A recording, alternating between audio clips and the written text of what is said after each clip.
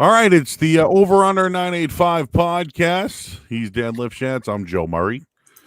We try to go live every Thursday night at 6 o'clock, and all of a sudden, Twitter has had a malfunction. So when I hit start broadcast, an error has occurred. This could be temporary. Please wait a moment here. So, the second that we're live on Twitter, I'm sure you guys will know, and I'm sure it's a Twitter issue, but we are on YouTube. We actually have people watching, Dan. Nice. On YouTube already, so they're ready to go. So you guys can chat in to the show. We're gonna go. There is so many college football games that I don't even know if I can keep up with them. There were games canceled this weekend, and there's still so many damn college football games. So we'll get into those in just a little bit here, and of course the NFL slate. No Thursday night game tonight in the NFL, but we do have one in college football. So, right, 3.5 is the line for the old Arky State. We'll save it for a little bit. We'll get the ball rolling. And just quickly, Dan. I just from what I remember, what I picked last week. I had Auburn there on the list, so I'm done with Auburn, even though they won. Yep. Had Clemson, easy. And then I picked Sunday. I had two totals: the under in the Seattle game and the over in the Pittsburgh Philly game. So 2-0 in the NFL, 1-1, and I lost Novak Djokovic, and I'm kind of embarrassed about that, Dan. I just kind of wanted to lead off my own thought there. I'm embarrassed that I gave a pick on that.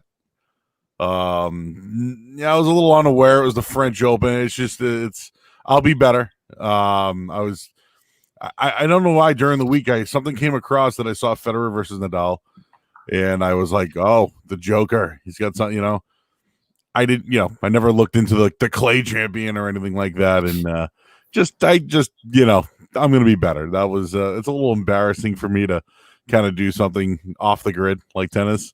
And the way that he got smoked, it looked like I was uneducated, and it was embarrassing. So I just at least wanted to get that one out of the way there.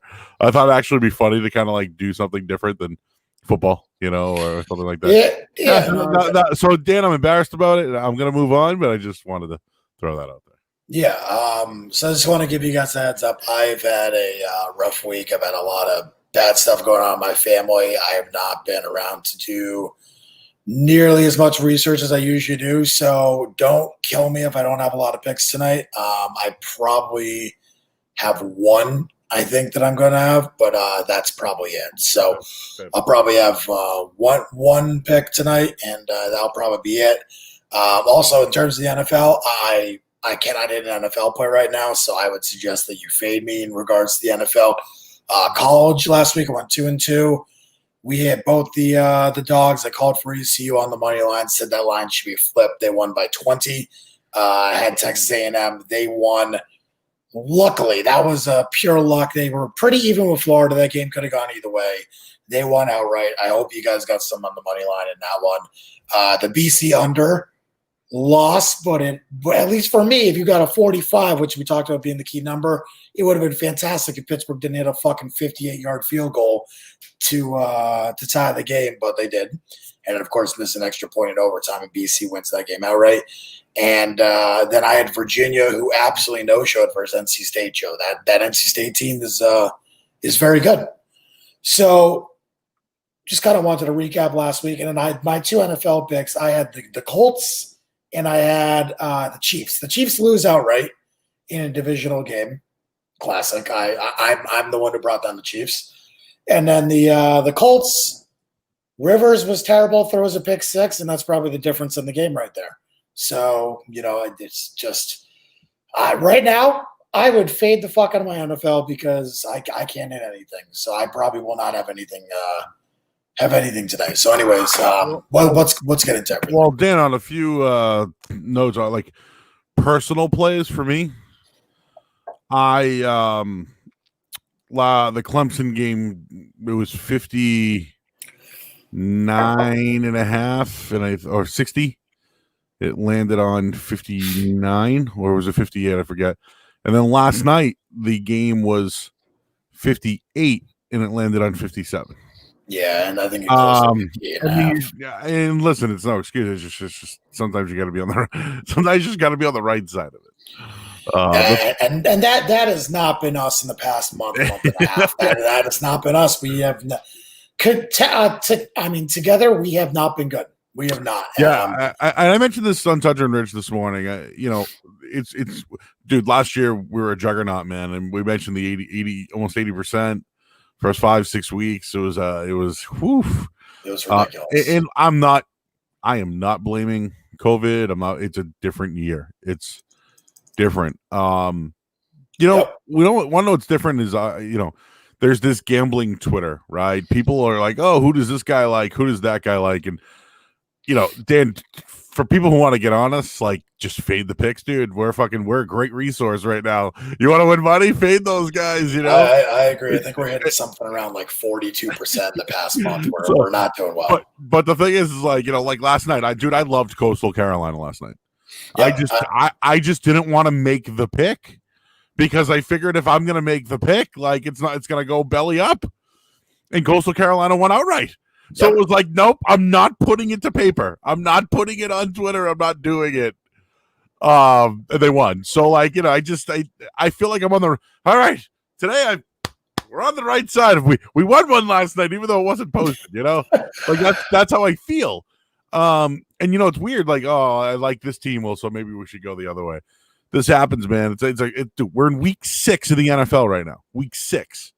We're almost 7 weeks in. We're almost getting halfway to the year, and we still haven't figured it out yet.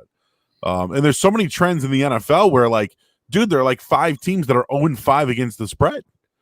College football, it's week to week because we don't know if the games are going to be played. Maybe there was like some sandwich games last week that happened. There were a bunch of upsets, man. Like, again, you thought that Florida would go down. Boom, they did. But there were just some games last weekend that I was like, just looking at it with a weird eye, especially college football, where I was like, damn, like I was off on that one. Or like Texas, Oklahoma, that thing went way over the total, but I just didn't see. I don't know. I like Georgia ended up having a huge second half, but they sucked first half. Ole Miss, like they completely hung around with Alabama. Notre Dame didn't cover. Who had North Carolina throwing up 56 points, right? BYU, like, UTSA hung around. Iowa State just went through Texas Tech. Like, those were your top 25 games last week. And then this week's obviously a bigger. Don't forget Louisville losing too. Louisville lost. That's right, on Friday night to Georgia. Nobody had that. You know how I just mentioned gambling Twitter? Nobody had that. And I do that last night. Everyone was on ULL. Everybody was on ULL. And I'm just looking at it like, I always liked Coastal. I know ULL was ranked. I watched Coastal every week. But Lafayette was very sharp. Went from 7 to 9.5. And I told you that if the game was last Saturday, I think we're looking at a different game because Coastal's coming off a pretty big win. Lafayette's coming off a break. Now you get an extra 3-4 days in there, and I feel like you get an extra preparation. You're not in a massive spot. So I thought Coastal – I ended up having Lafayette at 7 and decided if I could get Coastal at 10, I would go back. So I tried the middle – and obviously, I made nothing of it. I actually lost a little bit because of the juice. So, because Coastal ended up getting a 10. I ended up getting a 10. So I was hoping for, a nice little middle there, but I obviously didn't get that. Yep. So, anyways, it's not an excuse making. It's not any of that. We're just discussing it. It's fucking hard, and this is a grind. We have been bad. There's no excuse. There's no excuse. I mean, listen. Does COVID make things different?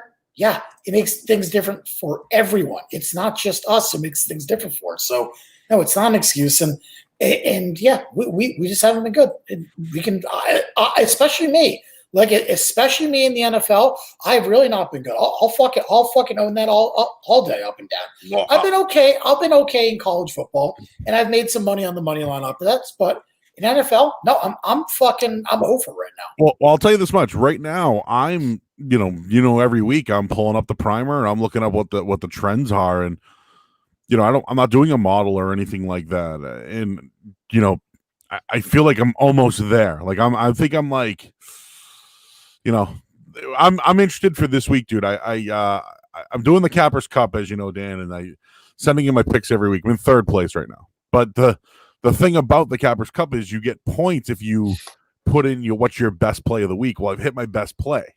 You know what I mean? So that's why. So like, I feel like I'm getting there, and I think this week will be a big week. But if we're starting with it, and let's get into it, there's a game tonight, but which we'll wait on. I want to wait on that for a little bit. But if you think about it, on Friday night we have two top 25 teams that are very similar. That one has a good defense, and then the first game at 6:00 on Friday night is SMU versus Tulane. SMU, we know what they can do, right? We saw that game against Memphis. We know that they have Shane Boucher, who can throw the football. We know they got a good running back, they got a kicker, but their defense is ho hum. Well, they're 6.5-point favorites on the road to a Tulane team that has hung around and scored points. Now they lost to Houston a week ago. They were up early. They had the 2 turnovers. We know that they can put up points, but can they stick with SMU? Like that's the question. And then SMU had a week off now. Tulane's at home. It's that like Friday night home dog 6:00 early game where I think SMU should win the game, but the way that Tulane's played, it's like I feel like they're going to hang around in this one. Yeah, I mean, again, my prep work this week is much less than it has been in past weeks. Maybe that's a good thing. Maybe eyeballing it might be a little bit better than that. maybe that's a good thing, the way we've been trending. But I mean, SMU is going to get the majority of the bets here in this situation. I don't think that's really questionable. For ranked team on the road, open at 6.5. It's down to 6 at Bookmaker now. I'll just get the official lines up here at Bookmaker. But nonetheless, the books are absolutely going to need one. Their books are absolutely going to need SMU, and I expect the books are probably going to need Houston. I know that there was a sharp release earlier this week of BYU at 3 or 3.5. That's now up to 5 already. We saw what Houston did last week, and kind of everything there. Yep, SMU is -6 now, -108. So I mean, we saw everything that that BYU did last week. We saw what Houston did last week in their opening game. Rolled Tulane. I mean, they just did. They were the better team. I know that they were down early, but they were the better team. 49 points. Whatever. And BYU, a lackluster performance against UTSA, 27-20.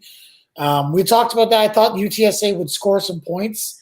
I thought BYU would score more than 27. So that is a disappointing game. But I wonder if they were looking ahead to this week, Joe. I do wonder if they're looking ahead to this Houston team and, maybe prepping for, Clayton too and what Houston is going to do. I just don't think that they really took UTSA too seriously. But we're going to find out.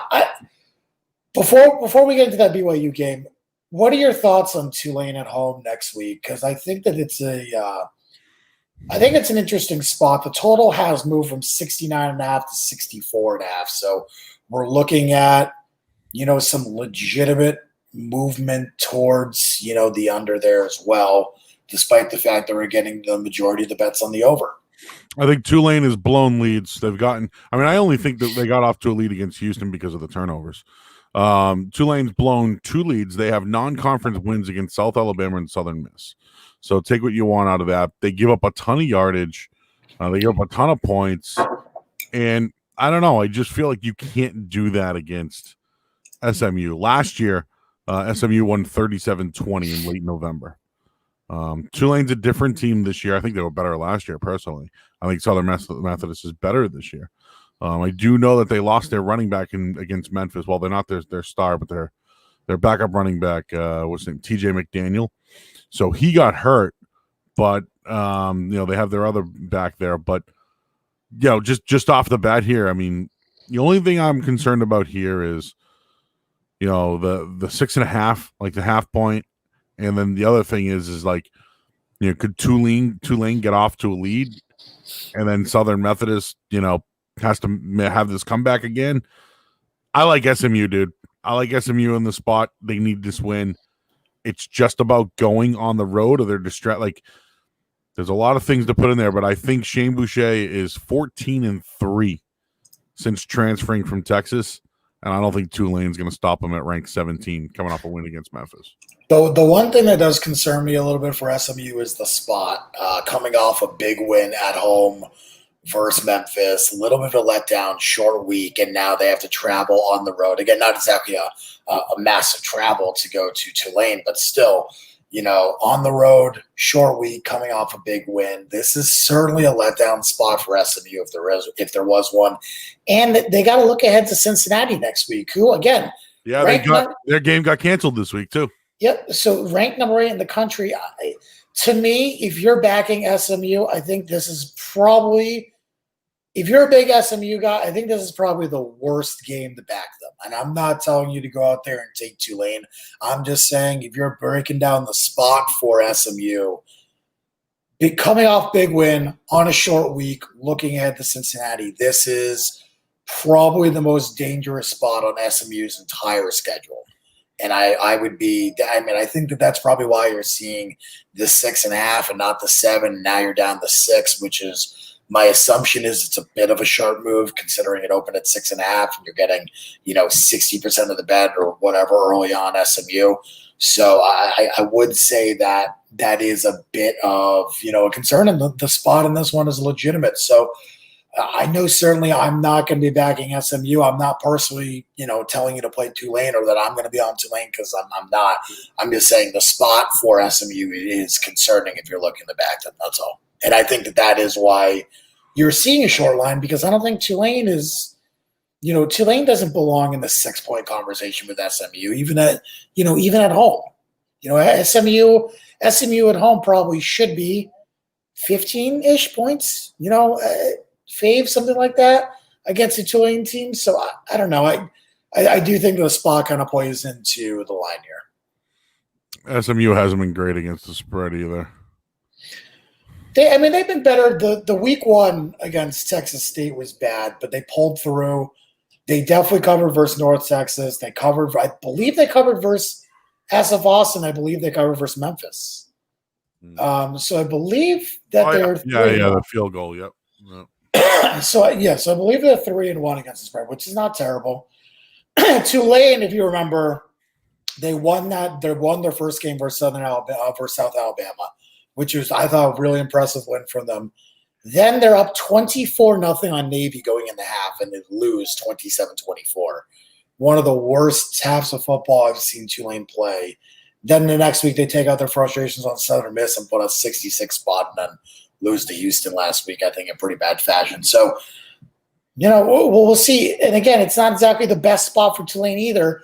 They have UCF next week, so they go from tough to tough. This is not exactly a super fantastic spot for them either. I'm just saying, if the reason to not back SMU in this spot is because of kind of everything that's going on with their schedule there. All right.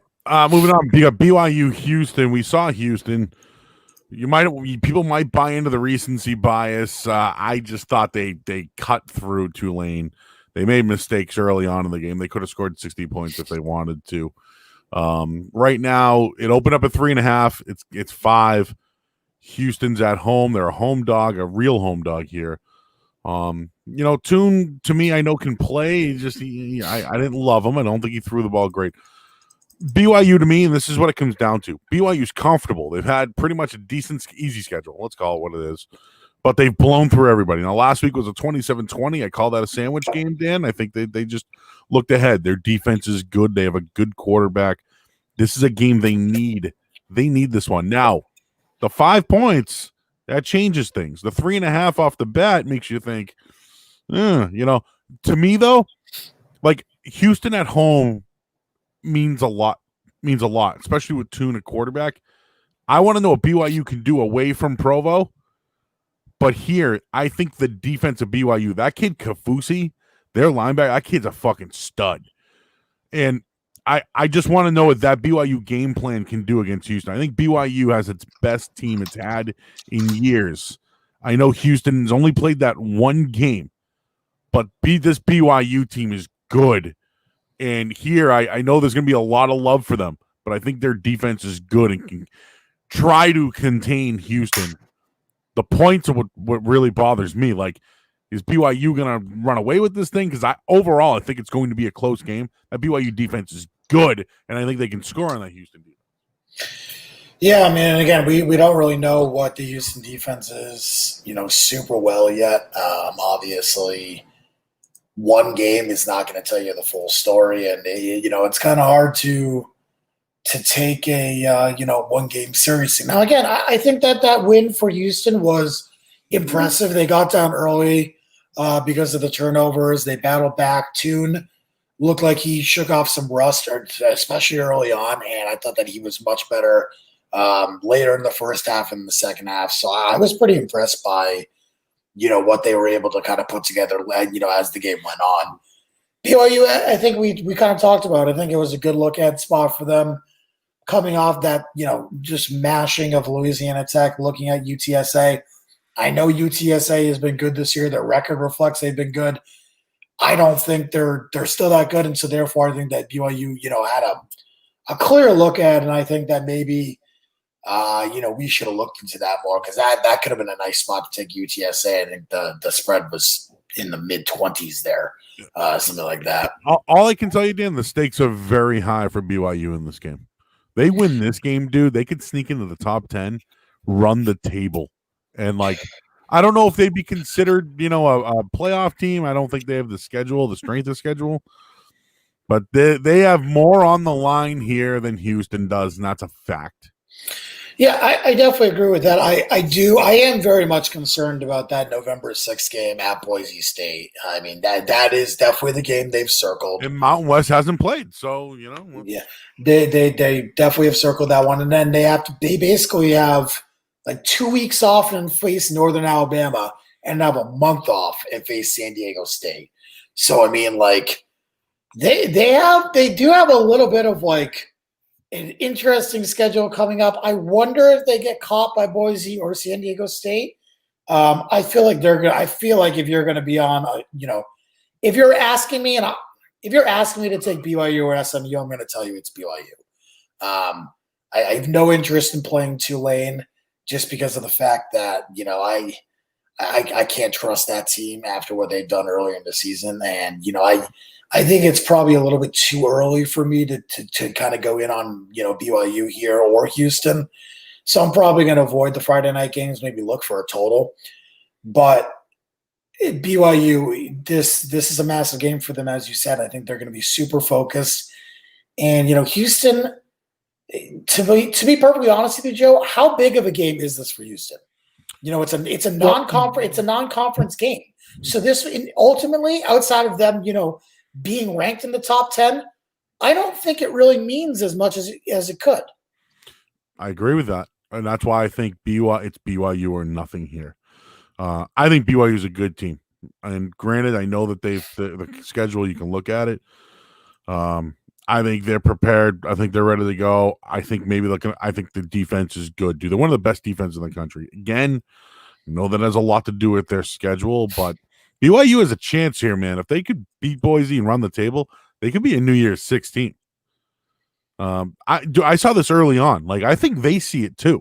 I think they look at it like, man, this could be our year. This might be their 1 year, actually, unless they get the recruits and keep going. But I don't know, man. They're capable of making a statement here. And I know they have made statements already, but in this game, for me, it's BYU or nothing. It means more for BYU.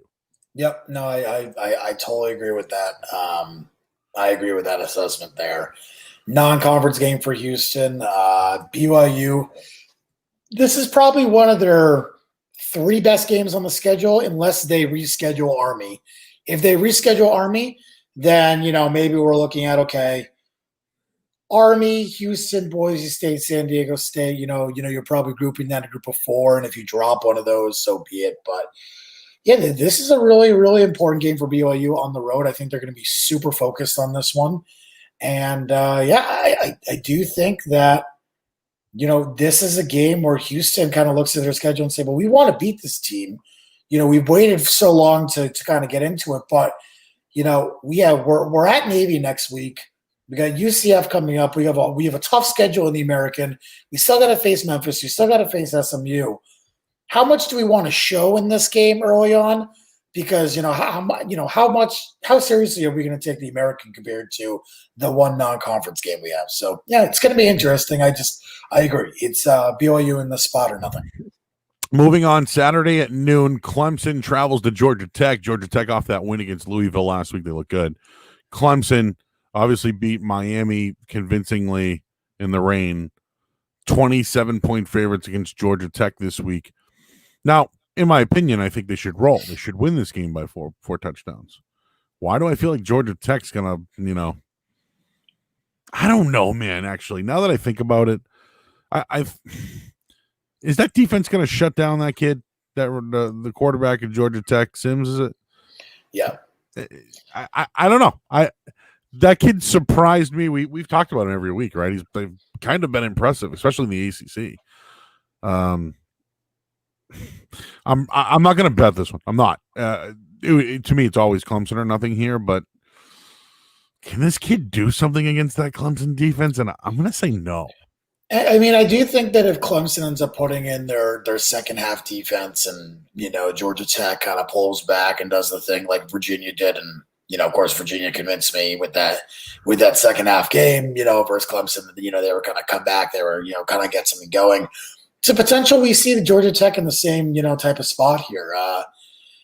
Coming off a really big win versus Louisville, they dominated Louisville up front. They were the more physical team. They were the more creative team. I watched the large majority of that game, and I really thought that Sims was outstanding. And, Cunningham was really good for Louisville at times, but, he was outstanding. Clemson, again, this is sort of a letdown here, Joe. I mean, they get probably their second biggest win on the schedule.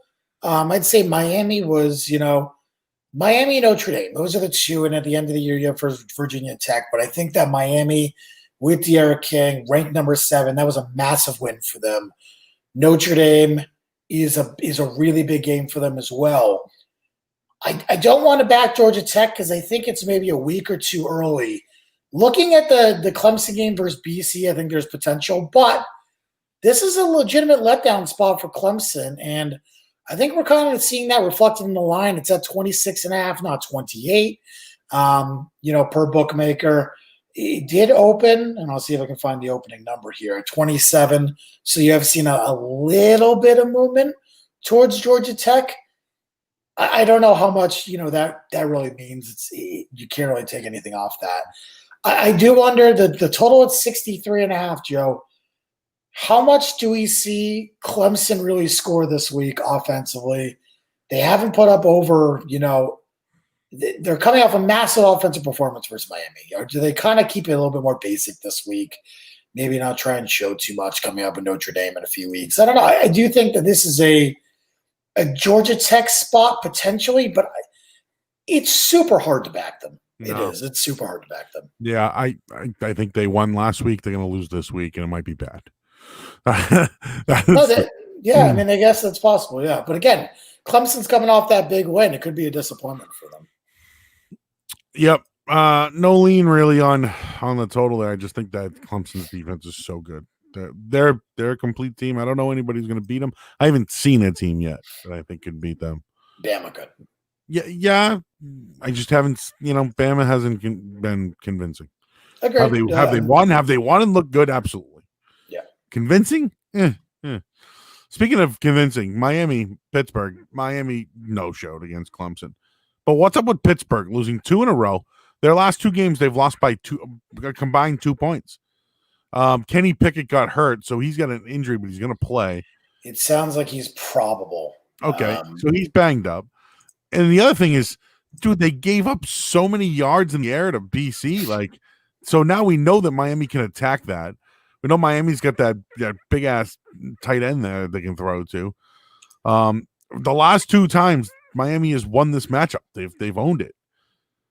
I just think Pitt's secondary stinks, and I think Miami bounces back here. And I know Pitt has again had those two losses, but it's been hurt. You miss a field goal, like that's a terrible way to lose. I just think that Miami's the superior team. And hey, listen, if Pittsburgh wins this game, both teams are 3-2, right? Both teams are 3-2. I think Pittsburgh would be 4-2 if they win this game. Oh, sorry. Miami won 16-12 last year. I apologize. No, I'm saying Miami would. Yeah, Miami would be 3-2.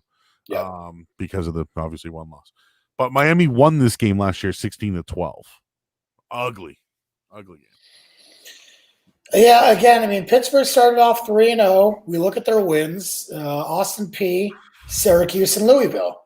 Miami's 3 wins: UAB, which to me is still the most impressive at this point, Louisville, and FSU. We now know that Louisville win is no longer impressive on either of these resumes, right? I mean, they just got crushed by Georgia Tech. It feels like every week they're getting their ass kicked by someone. Which, by the way, goes to show you how bad is Western Kentucky losing to Louisville by multiple scores. But nonetheless, Pittsburgh's lost the last 2 weeks. They lose by a point to NC State, then lose on a missed extra point to BC in the game. By the way, that game should not have gone to overtime. Their kicker had a 58-yard field goal just to bring it to overtime. Hey, they brought it. I know the kid hits that, but misses the extra point. Oh, brutal. Miami, I mean, I think that they have to go down a peg, right?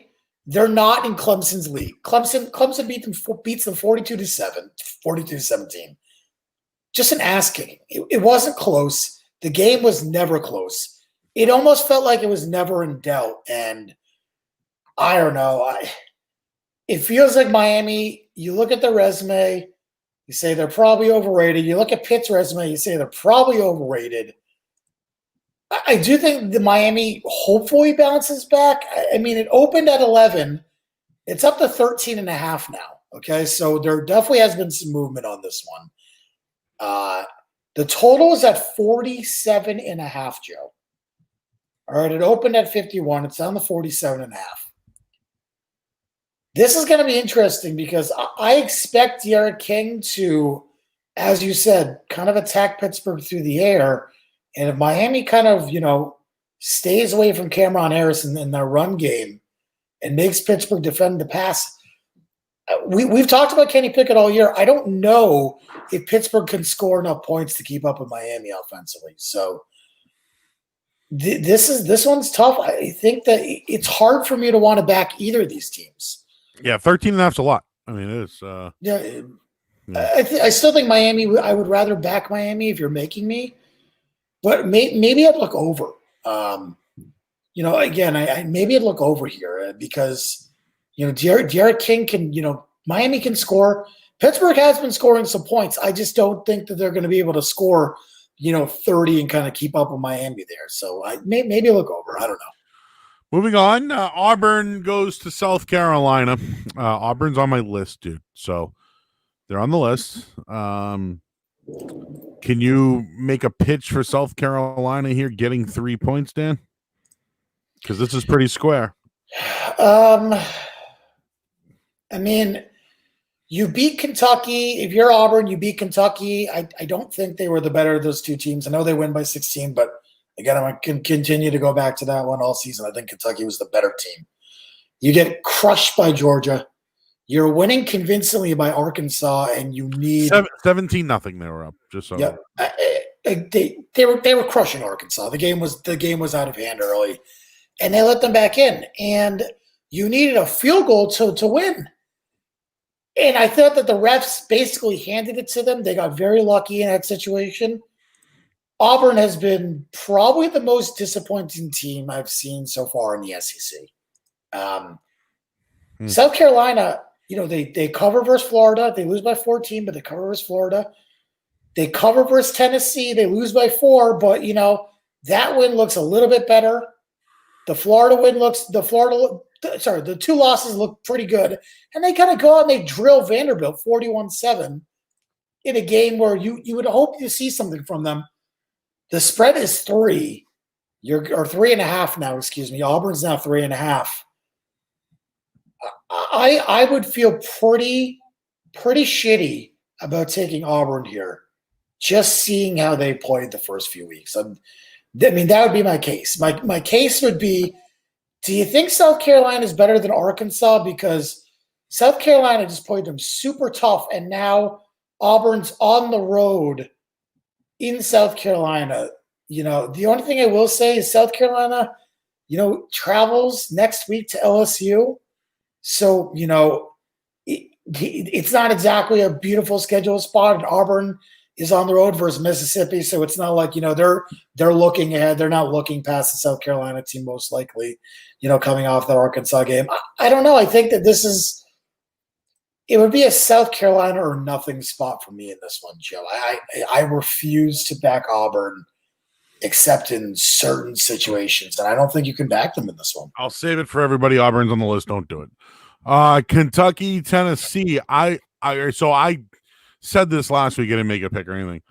I just didn't think Kentucky would start 0-3, and Mississippi State like they look terrible. They look terrible. Tennessee looked like they hung around early with Georgia, and then it was just a fuck show. Tennessee 6 points here, dude. I like Kentucky. I'm gonna just throw that out there right now. Yeah, this is the one I've been considering this week. Tennessee has Alabama next week at home. It's the biggest game on their schedule. Outside, I mean, you could make a case for A&M. I still don't think that's even close. Or Florida, Auburn. I mean, for the love of God, the fact that they're still ranked is bewildering. But Kentucky has Georgia next week, so this is a good test for them on the road. I just think that if you're looking for a spot, Tennessee got crushed last week in the second half. They're coming out and looking ahead to Alabama, skipping over this Kentucky team who's 1-2. I think this is, as you said earlier, I think this is Kentucky or nothing. I think that this is the perfect spot for Tennessee to need a last-second field goal or something to, win this game, even though it's in Knoxville. I would not be shocked if Tennessee wins by 3. The spread kind of tells you everything you need to know in this one, Joe, at least in my opinion. It opened at 6.5. It's down to 6. I very much like Kentucky.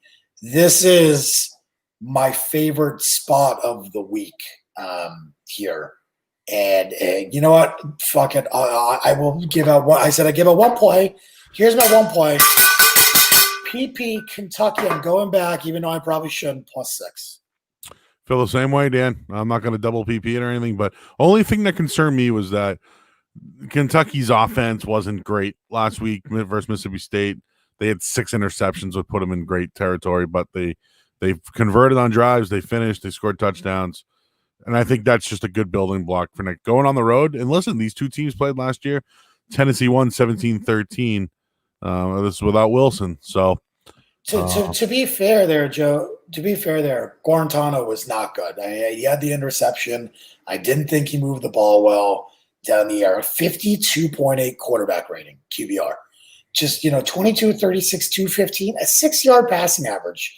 Again, I know that the Georgia defense is significantly better, but he wasn't anything to be cracked up about. Obviously, he wasn't Costello bad, but still, I am a little bit worried. Oh, looks like is Twitter back up and working? Not yet. We're getting there. We might be getting there soon, Joe. Yeah, I got a little bit of life on there.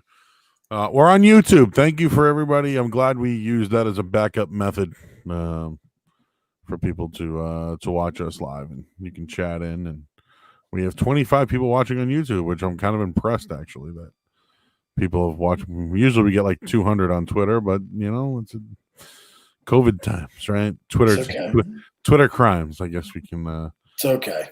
We can call them. All right, so let's just knock out these noon games, dude. So here's one that I think is going to be the squarest play of the noon times. Liberty goes to Syracuse. Liberty's 4-0. They're rolling. Now, I liked Syracuse the last game. I believe they won and covered. This is square. Very square, Dan. But remember, last year, Syracuse shut them out 24-0. I was on Liberty. That was one of my only losses, like the first This few was weeks. like something I remember vividly. Yep, I do too. I don't see a revenge spot, and it's at Syracuse this year. Yeah, Syracuse did not win and cover last week. By the way, they got crushed by Duke. Sorry, they lost. That's what it was. I had Duke over Syracuse. Go ahead. Right. Yeah. No, yeah. I mean, Liberty. Look at their schedule so far, Joe. At Western Kentucky, they got killed by Louisville. How good is that Western Kentucky team? I'll give them credit on the FIU win. I do think the Florida International win was good, but how good is Florida International? Like, they're 0-2 so far. They lose to Mid-Tennessee State last week. So, that's kind of concerning. North Alabama, they beat by 21. And then Louisiana Monroe, who I think is personally the worst Division I team played so far. UMass plays this week. But so far, Monroe, Liberty might be the worst 4-0 team we've seen in a while. I think there's a legitimate argument for Syracuse here, especially getting 3.5 now in this spot. Just saying, the total in this one is 53. I'm not really sure where to go on the total, but in my opinion, I think this is Syracuse or nothing. Regardless of how bad Syracuse has been, at least they're playing upper echelon talent. Lose the UNC, lose the Pitt, win at home versus Georgia Tech, lose to Duke last week. The one problem with Syracuse is they're at Clemson next week, so it's like I definitely can't back Syracuse because this is probably a look at it for them as well. But I'm just saying, if there is a spot, Syracuse is probably the team, but I refuse to bet it. These -3s at noon, dude, woof. Dangerous. Be careful. Especially like Auburn, Syracuse, Liberty, like just these teams. Ugh, it's not good. Just while we're on it, Texas State, South Alabama. I know South Alabama's been the, pretty good defensively this year. Physical team. Yeah, they're 2.5 point favorite. I got nothing here, but I would, Texas State's played everybody tough. I really don't know what to think about this one, Joe. Texas State 0-4 outside that Monroe spot. I thought they lost to BC by 3, but we kind of talked about that. They caught BC in a good week, like before the week they played. UNC was a pretty good spot for them. They get killed by Troy. Who's coming off the break. They played SMU well to open the season. They lose to UTSA. I think South Alabama is the better team, but they just got drilled by UAB a couple weeks ago, 42-10. So, this one's going to be tough. I would say that South Alabama is probably the better of the two teams, but I really don't know what to think on this one. Maybe some points. I mean, maybe you're looking for some points here. But yeah, South Alabama is a physical team. It's in Mobile, but still, I just don't know what you're going to get from that South Alabama team week to week so far. Another one, South Florida at Temple. Temple lost last week to Navy. I don't like South Florida. I always fade South Florida. It's like one of these things for me. This could be a bounce back game for Temple here. Ugh, I don't know much about Temple. I only saw them a little bit against Navy a week ago, and I know what South Florida is. 11 points for a noon game. I'd love to jump on Temple. I don't know it. I don't see it. I mean, we talked about South Florida last week, Joe, and I think at least I feel pretty good. I was confident, and at least I was pretty confident and feel pretty good about that South Florida. The line closed at 6, and they lost by 20. I mean, the fact that they were favored in the game versus ECU is baffling. Temple is the better team here for sure. On the road at Temple, they're now 1-3. Their win is against the Citadel. How good is that win? They got the shit kicked out of them by ECU at home. That's scary. I'm not sure Temple at home. The one thing I will say, look at on the road at Memphis next week for Temple, Joe. So this can be a look ahead spot, which is why I'm not going to touch Temple. But I just feel like Temple. I don't think Temple loses the game. For the love of God, I mean, that's that. I mean, that's the best I can say on this one. I would expect Temple to cover, but look at spot means that you can't touch it. You just can't. 2 more noon games. Navy's ranked, dude. They're ranked 24th in the country. They play East Carolina this week. I thought Navy was no longer ranked. Are they ranked now? I'm looking at 24 in the country, 23 in the country. How's Really? BC not ranked? Anyways, yikes, huh? This game here, something tells me it's Navy here. I don't know why. Just like staring at the line. So actually last year, Navy won 42-10 last year easily. That was a different Navy team now. There's gonna be 3,500 fans at the game. I got to be honest with you, Joe. I don't have a good feel in this one at all. I don't know what ECU team are we going to see. We're going to see that. The problem with Navy is they're going to have to score. Like ECU, Navy's won 4 in a row in the series. Yeah, I mean they definitely own that ass in the series. The problem is they scored 31 versus Temple last week. Can they do that again? Because they probably need to get into the mid-30s this week against ECU. That would be my assumption here. Is the total went from 62.5 to 55.5. They got it. I think they got to get into the mid-30s this week to beat ECU, who has scored 28 versus UCF. 29 against Georgia State, now 44 versus Florida. I think they got to get into the 30s to win this game. So that would be the way I look at it. If you think Navy can get into the 30s, then you like Navy. But I don't feel good about anything. I don't know if I feel well putting my money on Navy at this point, but nope. We're losing it anyways. Kansas, West Virginia. West Virginia is 22.5 point favorites. I hate it. And I can't just 0-3. Like, they got to show a little bit of fight here, right? Like, this might be the game to do it, but we know West Virginia is a tough place to play. Let's see if there's any trends from last year. And I know the different teams here. I don't know. I kind of back Kansas in this one. I'm not betting this game by any means. No. But we talk about every single game, and we look for an edge somewhere. 0-3 Kansas. They haven't been good. Yeah, last year Kansas covered. It was West Virginia 29-24. That was in Kansas. I mean, to be fair, did you watch the West Virginia Baylor game? Yeah. Okay. Yeah, did you think that West Virginia deserved to win that game? Because I didn't. I just think Baylor beat themselves. I mean, I thought the refs beat Baylor, so I thought that was an embarrassing performance by the refs. I thought the refs handed West Virginia that win, and it was an early 12:00 game. Books absolutely need West Virginia. Feel like they could see some payback this week, Joe. Maybe a little payback here. I'm certainly not betting Kansas. I learned my lesson against Baylor. I probably won't be backing them unless it's a fucking tremendous spot the rest of the season. But I will say it's a lot of fucking points. It's a lot of points. 22.5 points. I think you're going to see books absolutely need Kansas too. Like that. My guess is you're gonna see books need Kansas real bad. So.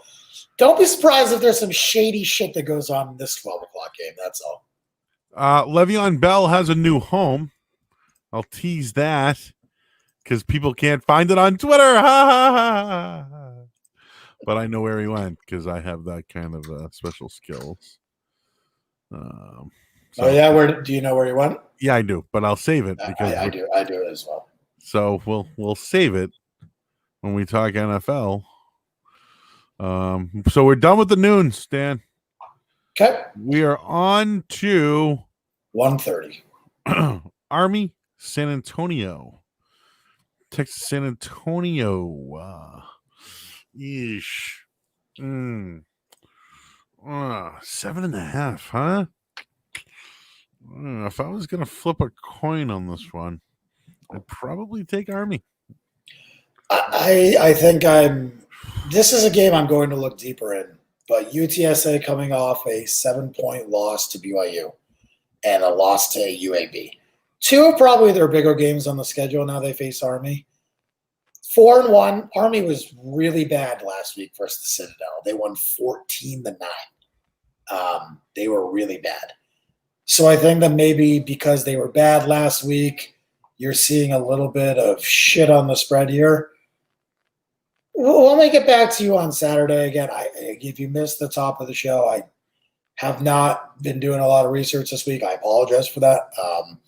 So I will, try and do what I can to kind of get back into it. But I do think I'll look in the Army on this one, Joe. The total, by the way, 49.5 now in this one. 49.5. I wonder if this could be a low-scoring, grinded-out game. I do. All right, recency bias, UAB minus, basically giving 2 touchdowns to Western Kentucky. UAB, man, 2-0 at home. They got that one loss against Miami, which looks good now, right? They beat up on a Western Kentucky team. They're 4-1. Boom, they're back in this bitch. Western Kentucky's been bad. I don't know how you can back them here. I think this is a UAB or nothing spot, especially at home. Yeah, I mean, you're probably right. It is kind of tough to know what UAB team you're going to get week to week. I mean, they were not good to open the season. I felt in Miami they were good at points and bad at points. They were fantastic for South Alabama, and then I thought they were terrible versus UTSA. Had a ton of chances to score, didn't score, won 21-13. Western Kentucky got their asses handed to them by Marshall. Western Kentucky's bad, man. I mean, they're real bad. That win versus Mid Tennessee State looks just horrendous, like really bad. Western Kentucky faces Chattanooga next week, so maybe they'll get another win. But UAB off a bye because their game versus Rice last week was postponed. You would expect for them to give a good performance, but they're facing Lafayette next week, Joe. Louisiana Lafayette on a short week. So I believe that game is off a loss next Friday. Yep. Right. So this UAB game, they probably will not be focused on Western Kentucky. I would just saying something to watch for, there's a reason you want to back, Western Kentucky. There's a reason. This is definitely a look ahead for UAB. Don't care about Troy Eastern Kentucky at all, but it's 28.5 points. Total is not on the board. Troy's been a letdown to me. I don't even know if I back him here, and I don't know much about Eastern Kentucky, but 28.5 sounds like too many for Troy for me. Yeah, I got nothing for you. Louisville, Notre Dame. What I can tell you is this: opening night or one of the opening weeks last year, Notre Dame faced Louisville. It was at Louisville. Louisville covered late in the game there. Notre Dame's 3-0. They didn't cover last week. Last year was 35-17. So Notre Dame hasn't shown rust. I know what happened last week? Was it turnovers, fumbles, or whatever that hurt them? I mean, it just didn't look like they gave a shit. You know what I mean? It just doesn't look like they cared, to be perfectly honest with you. Louisville's lost 3 straight. They averaged 38 points a game. They've lost to Miami, Pittsburgh, and Georgia Tech, and now they play Notre Dame this week. Like, to me, that is after last week's loss, that was demoralizing. Notre Dame needs to play better than they did a week ago. The spread here is 17. I just think Notre Dame, but to your point, Dan, do they care? Because they can show up and beat them. Just show up. Yeah. They win by 17 or more. That's the question. It was definitely one of the sharper plays earlier on this week. There was 14.5. It's up to 17 now. This should be a game that Notre Dame wants to kick the shit out of them. Like, at some point, you got to start impressing the committee. And, a win over Clemson will do it. But, like, the rest of your schedule outside of UNC and Clemson is not good. And, beating up on Louisville, they're talented at least. So, like, at least that will give you something. I don't know. This feels like a game I want to stay far away from. To be perfectly honest with you, I will say, Joe, the total was open at 64. It's down to 62. I do wonder if we'll see some points this week, but I got nothing for you on this game. How about this one? Ole Miss at Arkansas. Arkansas is getting 2. Yeah, I mean, how crazy is it? Is that Arkansas earlier this season, I thought Arkansas would be one of the worst teams in the country. And here they are, 1-2. Philippe Franks. With an upset win over Mississippi State. Felipe Franks is playing fantastic. Got to give Sam Pittman some credit. He's been pretty good. I've watched him. He's pretty good on the sidelines there, man. Probably a much better coach than I anticipated. Yeah, absolutely. And not only that, Joe, how good of a spot is this for Arkansas? Listen to this spot. Ole Miss coming off a loss versus Bama where they were probably super, super, super focused, right? Mm-hmm. Super focused, paying attention to Bama. Ole Miss has Auburn next week, who, again, way more important than Arkansas. Arkansas has a bye next week, and then, Texas A&M. So just looking at the scheduling spot here, this is like a dreamboat spot for Arkansas. Feels like they're catching all the breaks early in the season except for last week where the refs fucked them. I think they should have beat Auburn. To be perfectly honest with you, to be perfectly frank, I think they should be 2-1 instead of 1-2. That's my honest opinion. Now, things only get tougher after this week. They have A&M, Tennessee, Florida, LSU, a break with Missouri, and then Alabama. So they're not winning another game this year except for Missouri. Do they win this game? Right now we're looking at, a 2-point spread? Let's see if I can find the official line here. What we're at right now. Yeah, Mississippi won 31-17 last year, but they're a different team. Yeah, 1.5 now. Arkansas is plus 1.5, so you're essentially looking at, a minus 115 money line to a plus 105 type thing, or an even. Arkansas in the spot, the lane train could easily go down this week. I don't want to back Arkansas, but goddamn, are they in a fantastic spot? Just saying, they are in a fantastic spot. Have you seen the total in this one, Joe? 75. 70-5. I lean under right away. I lean over right away. Because yeah. But I want nothing to do with it. But again, Mississippi points wise has put up 35, 42, 48. Yep. If you think Arkansas is going to be close in this game, they're putting up 30, 35. So I mean, if you're expecting. Again, if you're expecting Arkansas to stay close in this game, again, Arkansas scored 10, 21, and 28. So they're not exactly a high-flying offense. Exactly. That's why I just say I don't see it. But like, you want to talk offense, UCF Memphis is something different. That one's 73. So like, who do you think scores more points? UCF Memphis or Mississippi Arkansas? I think that there's a chance that it's Mississippi Arkansas just because of the way things go early on. You know what I mean? The way she goes. For all my fans. All right. So okay, UCF 2-1. We know what they are. We know what UCF is. High tempo, scoring team, minimal defense that makes terrible. I told you that Tulsa team was good. They came back to beat them. Tulsa has what is that, like 2 times in a row they beat them? Yeah, Memphis was trailing 24-0 or something to SMU and came back.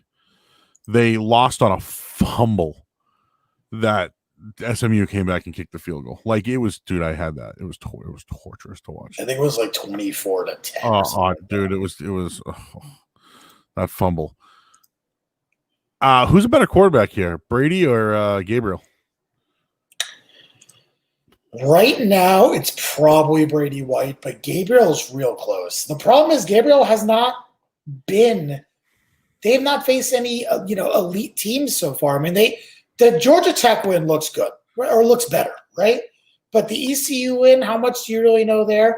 And the Tulsa loss, that's a bad loss, Joe. I mean, Memphis, at least their loss is to SMU. I think this is not. I'm not impressed so far with UCF. I wonder. Especially later in the season as they go on, they face Houston, Temple, and Cincinnati later on. How good is this team really, really going to be? I do worry about what UCF is going to do. Memphis is a dog, and I don't get it. I don't either. At home, something's not right here.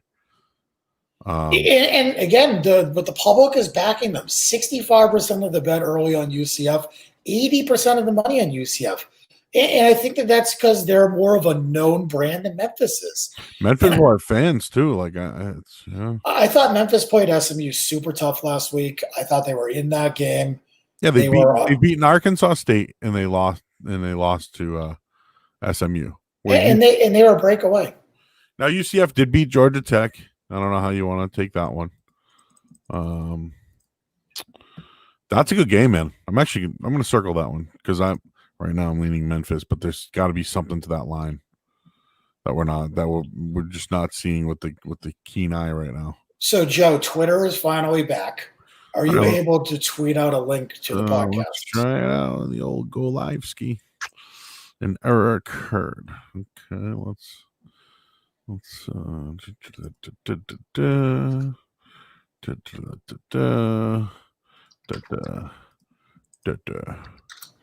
error occurred. That's usually temporary. Please wait, and then we'll try again. So that's what it's telling me. I'll keep working on it. Okay, I'm gonna put the YouTube link on Twitter for everyone.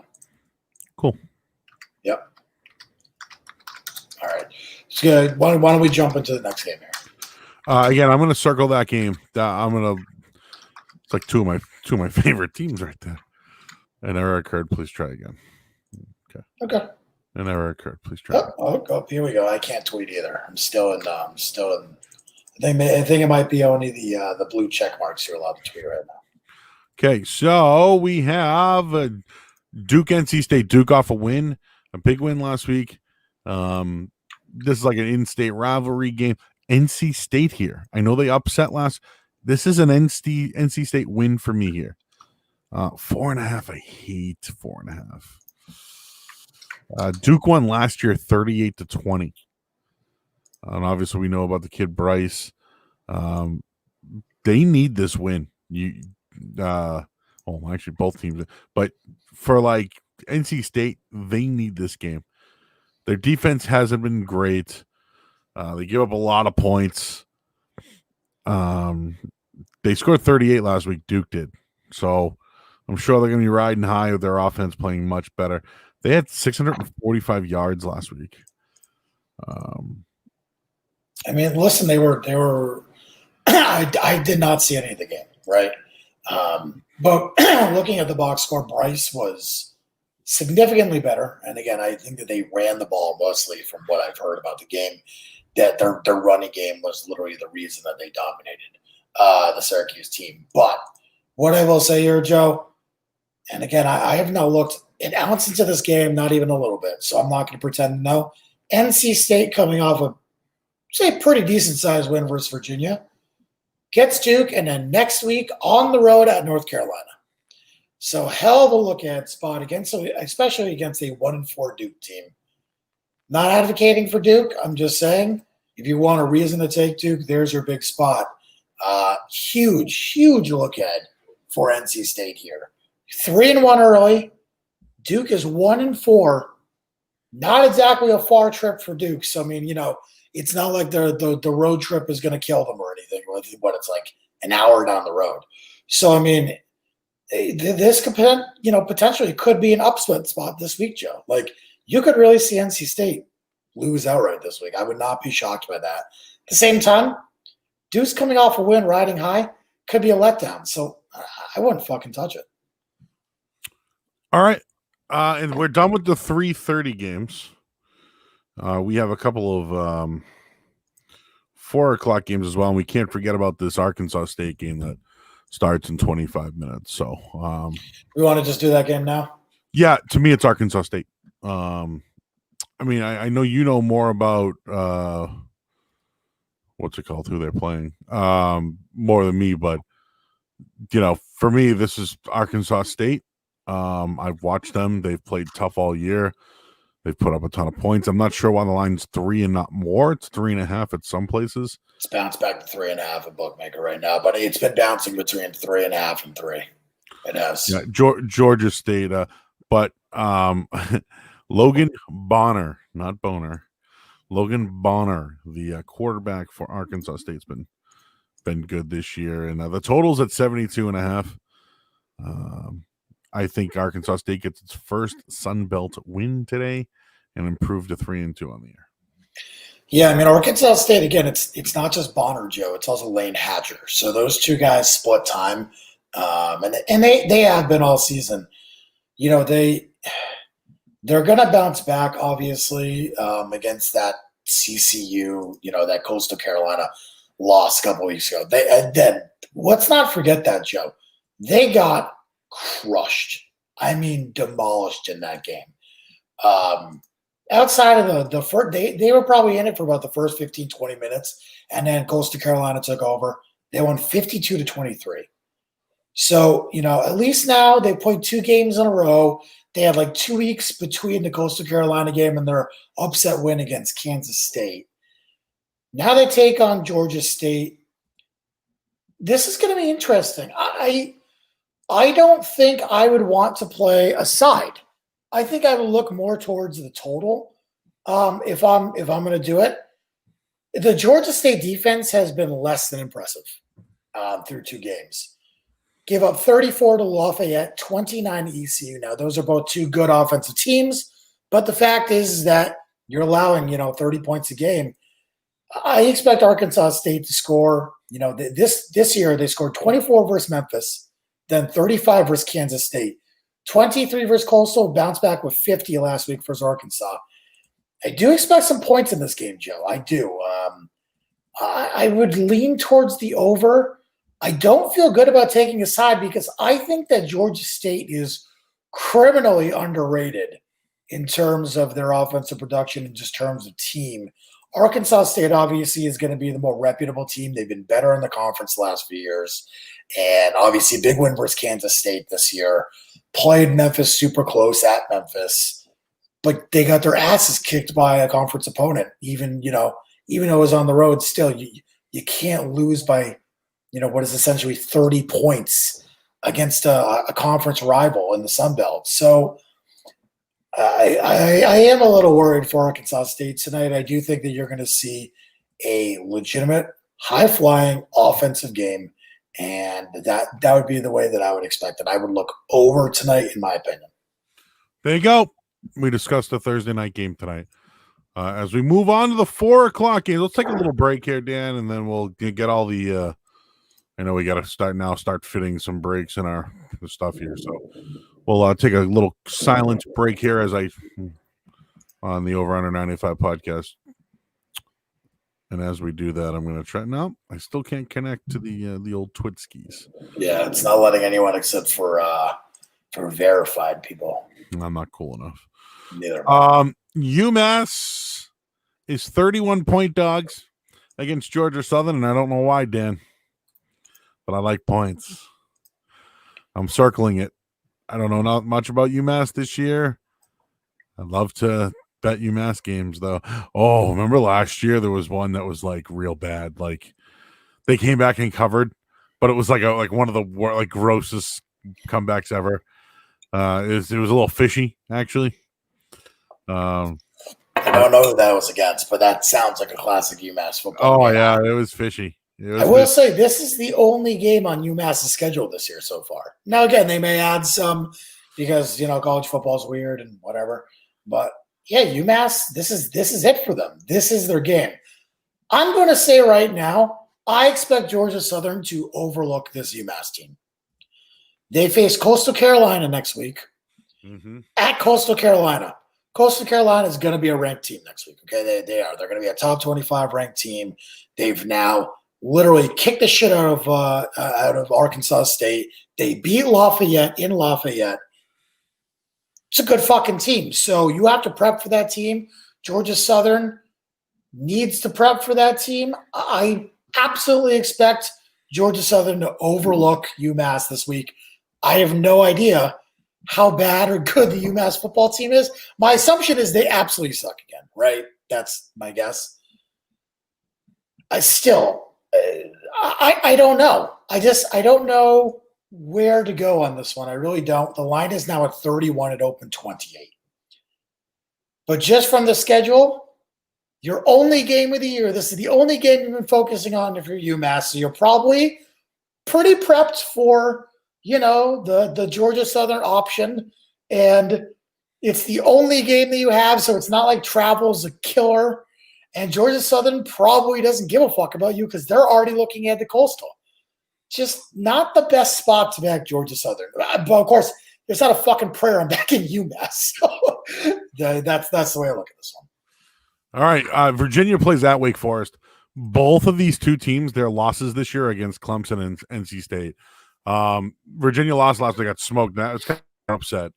But what happened was dude got hit in the head there, the quarterback. Brennan Armstrong, he had to leave the game. Yeah. Now, we saw Wake Forest, what they did to Campbell.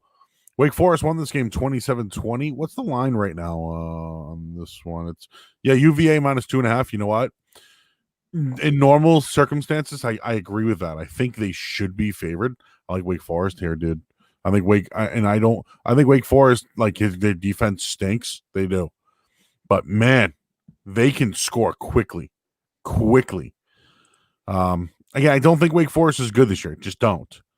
But based off what I've seen from Virginia, 3 games, Wake Forest in that back and forth game against NC State, just to me, I would back them at home here. Wake Forest put up 42 on the road at NC State, lost by 3 on the road. Virginia, and again, I'm not backing either of these teams. Virginia lost by 17 at home. There's a difference to me. I think the quality of opponent, I think Wake Forest is probably a better quality team than Virginia. I'm not betting it, but I would just say if you're making me, it's probably the way I'd go. Where do you go at Texas A&M, Mississippi State? Texas A&M, obviously, just with an upset win against Florida. Mississippi State, choke job against Arkansas, didn't even show up against Kentucky last week. KJ Costello's throwing interceptions left and right. Texas A&M and Dan Mullen got their shit together right now, but it's that evil number of 5 on the road. Yuck. And let's not forget, Mike Leach didn't score a touchdown last week. So you know that they're going to be at least ready to go and score this week. Yeah, Mississippi State was in a look-at spot versus A&M. A&M's coming off a incredibly emotional, big-time win. Mississippi State and Mike Leach are probably fucking furious. They scored 2 points last week. They didn't even score 2 points. Yeah, I know. I know that. Their defense did. This is probably like the rebound spot of all rebound spots. Like A&M off a loss or A&M off an emotional win. That's the travel on the road to a team who is probably looking ahead to this game who absolutely no-showed last week. Like, this is definitely the best of both worlds. I need to see something from Leach before I back him again, right? Like, I'm not backing Leach and Costello turning the ball over 40 times a game until I see it. But the reason this is 5 is because this is a perfect storm. That's why. Yeah. You got Leach on one side. Pretty good coaching matchups here, right? Don't you think? I mean, there we go. I was finally able to tweet it out. All right, Twitter, and the monkey man were hard up for cash. They stayed up all night selling cocaine hash to an undercover cop who had a sister named Jan. For reasons unexplained, she loved the monkey man. I cannot connect. Sorry, don't worry about it. I got it.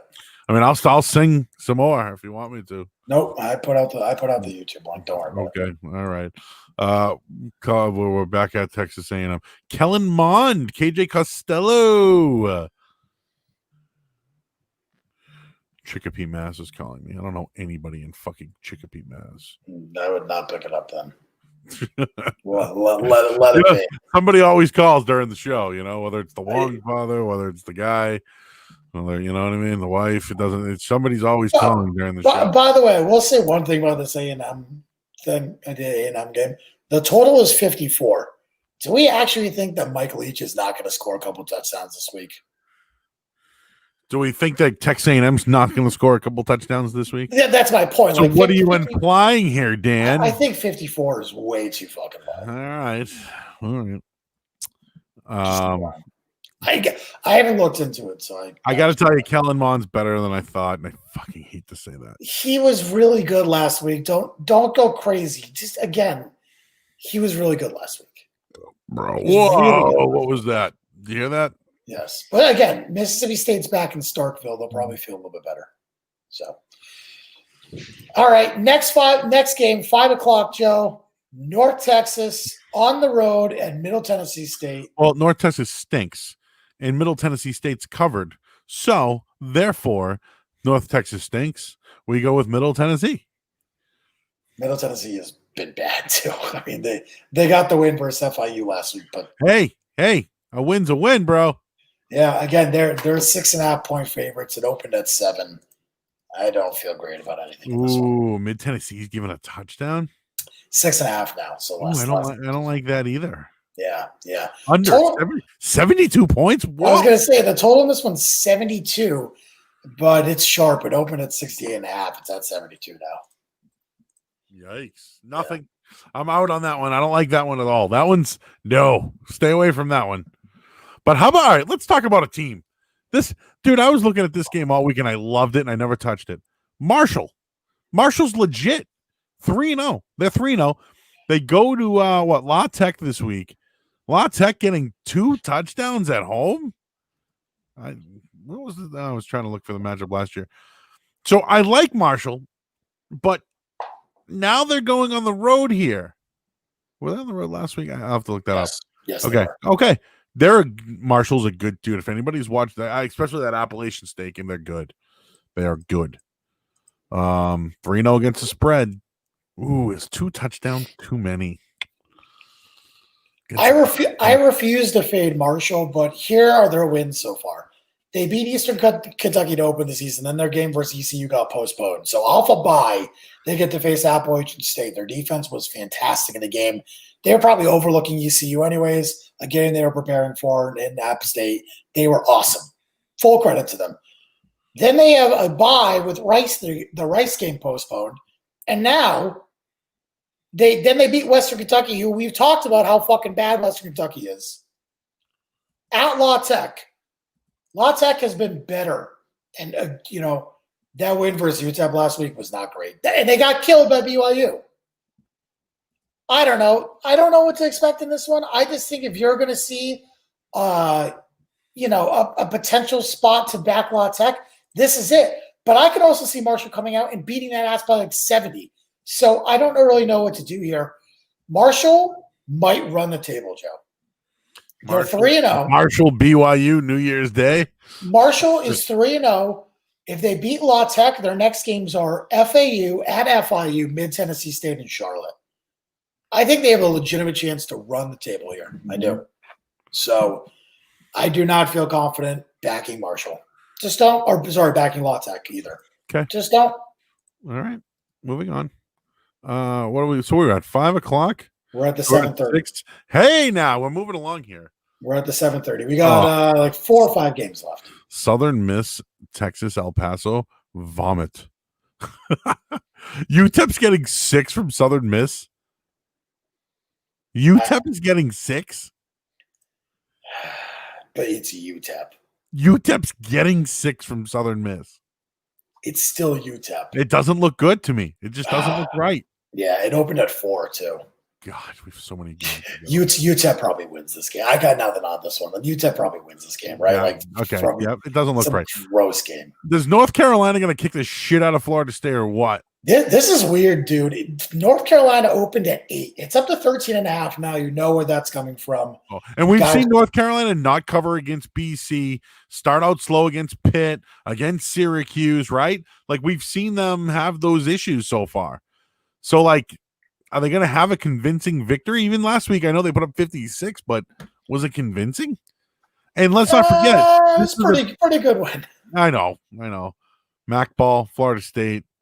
Hung around against Notre Dame. North Carolina had 656 yards of offense last week. Holy shit. Oh, Jesus. Florida State's going to play Jordan Travis. Yep. Florida State, 0-9. I'm just looking at some of these trends here. Not good for Florida State. Not good. But it opened at 8 in Florida State. It's on the road. This one has the fucking screamings of trap game, dude. Like, this is, to me, one of the trappiest lines I've seen. Opened at 8, up to 13.5. 75% of the bet, 85% of the money. I want nothing to do with this one. Nothing. I can't imagine North Carolina is looking at it to North NC State, but I mean, I don't know. Crazier things have happened. I want nothing. I want nothing to do with it. Nothing.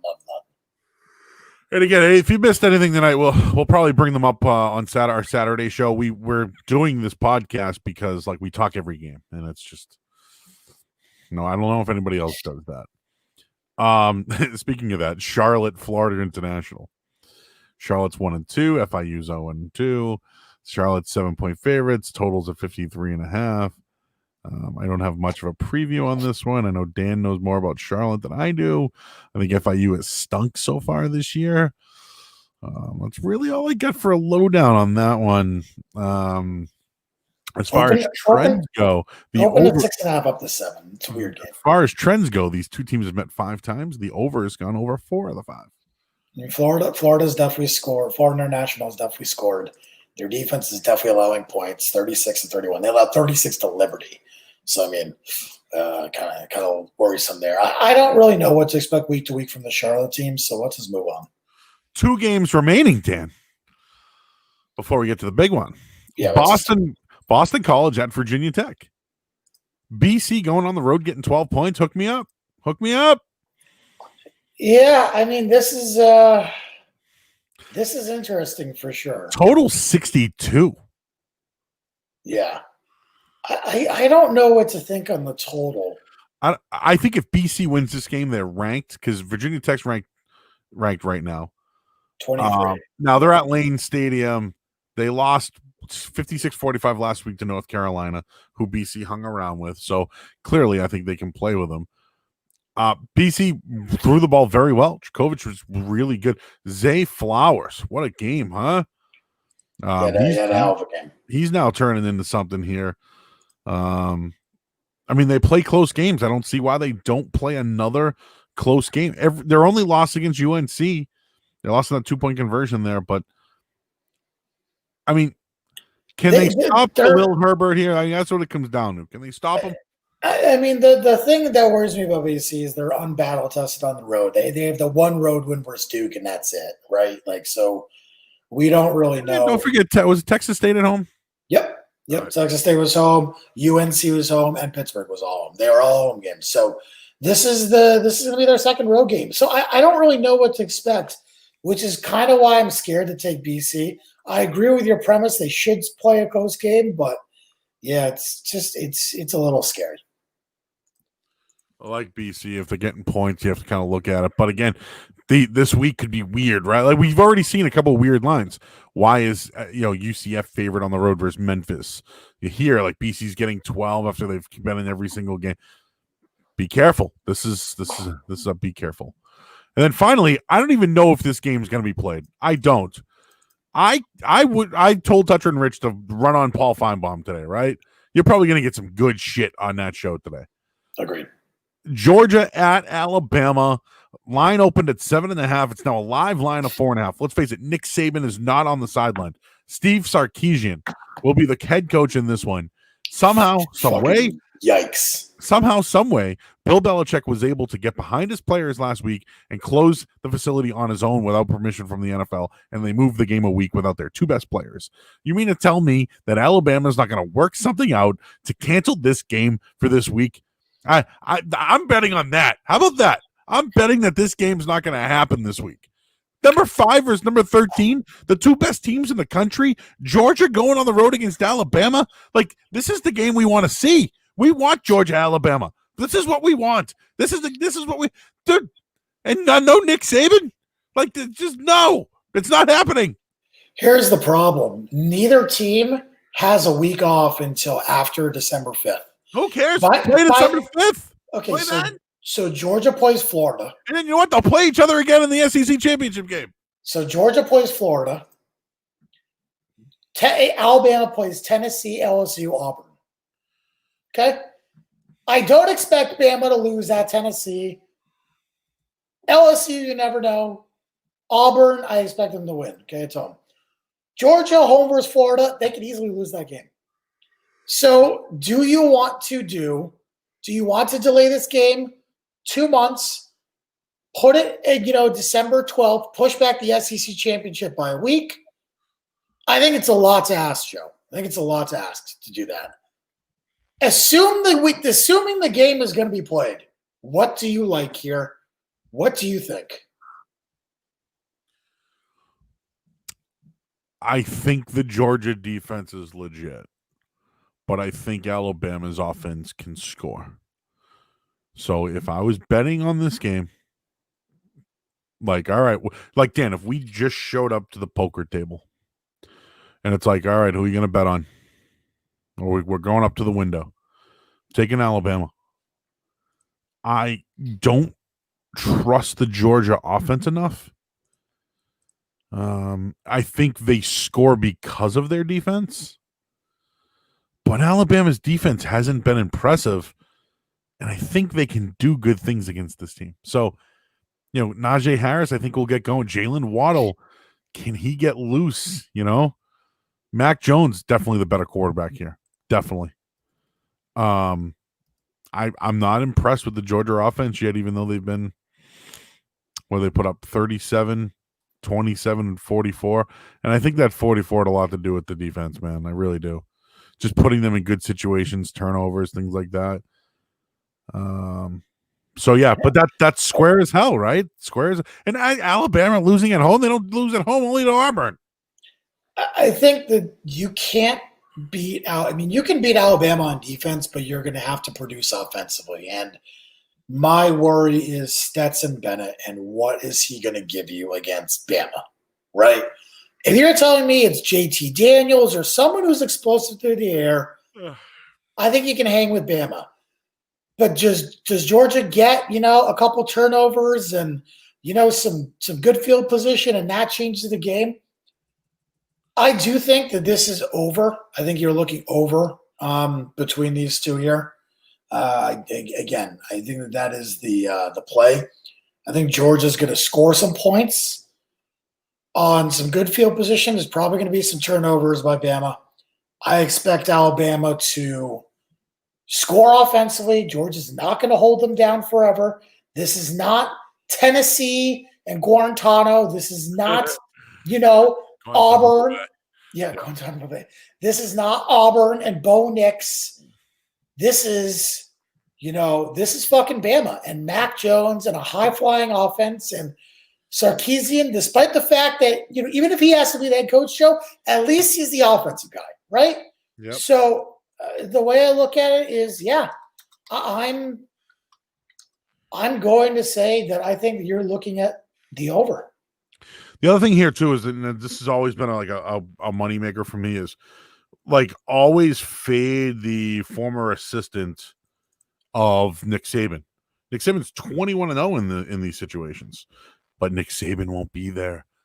Still don't think the game happens. I would save your money until this game's happening.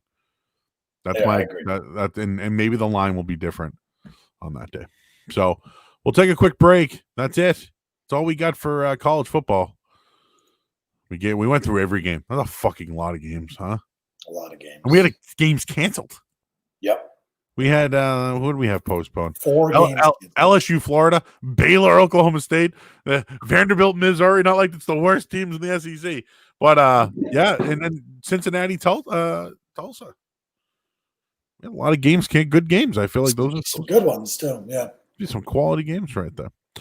NFL, and then we'll tell you where Le'Veon Bell, where he signed, all that coming up. It is the DraftKings Over Under 95 podcast. All right, Dan Marino. Dan laces out.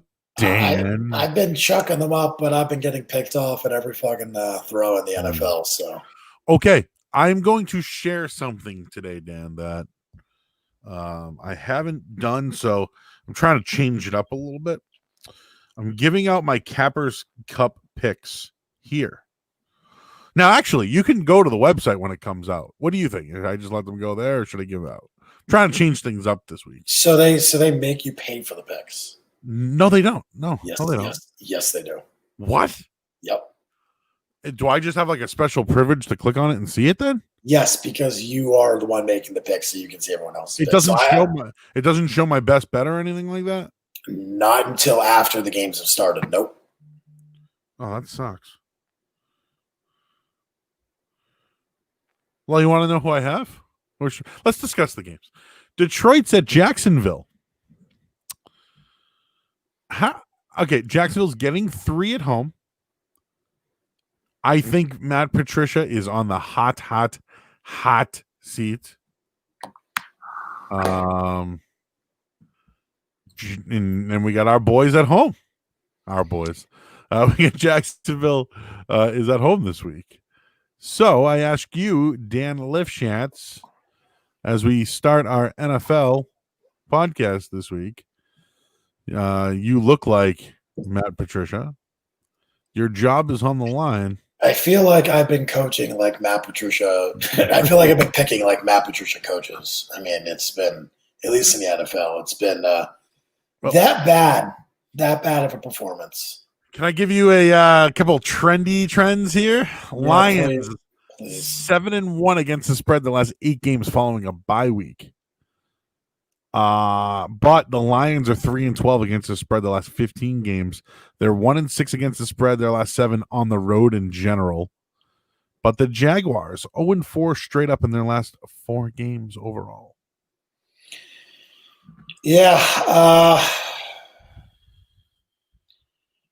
this one's kind of tough, dude. I mean, the Lions being a road favorite to anyone is kind of fucking crazy at this point, right? Like 1-3 on the road. The fact is that Jacksonville is 1-4, and I feel like I feel more confident about Jacksonville than I do against the Lions. But the Lions win against the Cardinals on the road a couple weeks ago was super impressive. They played the Saints pretty tough. The Packers game was embarrassing for them. But, they've been in 3 out of 4 games, and they've won one of them. Jacksonville has probably been in 3 out of 5 games and won one of them. This is a game I want nothing to do with. The total in this one's interesting, though. Okay? 55 now is the total on Bookmaker. 55. It's a lot of fucking points. I don't really know what to think about this, Joe. What do you think? Well, I think just both teams are probably going to score. A little bit of Minshew magic. Like, I don't know. If I was just gonna Madden simulate this game, I just feel like this game to me in particular is gonna be like a Detroit wins 38-33, and Jacksonville made it close at the end and there was an interception by Deron Harmon in the back of the end zone. I think if you want Jacksonville, you wait till they get to the 3.5 because I think you'll probably see a 3.5 pop. And I think if you want Detroit, you take it soon. I think that's the way I would go in this game. I don't want either. All right, Dan. The Bears are 4-1. They're going to Carolina. How do you fade Teddy Bridgewater at this point as a dog? Are they favored? I'm sorry. Let me look. They are 1.5 point favorites. Okay, now. they're favored. Okay, so that doesn't help. But I don't know, just Teddy Bridgewater as a starter in general has been pretty good. They've actually been decent without McCaffrey. Yeah, I mean they're 3 straight wins. I think without McCaffrey, maybe it's because they're not leaning on him as much. And Mike Davis has still been super fucking productive for them out of the backfield. So it's not like they've lost a whole hell of a lot there. Maybe the system over player thing's kind of taking place, or maybe Mike Davis is really good. I don't really know. But their wins have been really impressive. I mean, the win on the road at LA, that win looks really good now. I think that's a pretty impressive win against the Chargers. Then they beat the Cardinals, who are kind of reeling, but still, I give them full credit to win that game by 10. The win last week, I mean, again, it's on the road at a divisional opponent. I give you credit there.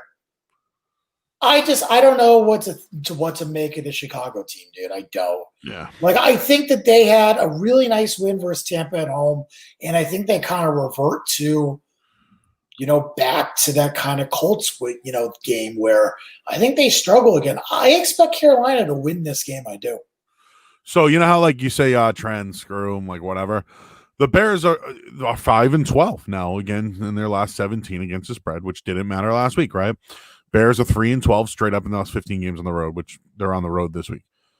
But here's one that stands out. Panthers are 7-1 at home against the spread versus teams like with a winning record or a team off of the Panthers, to me,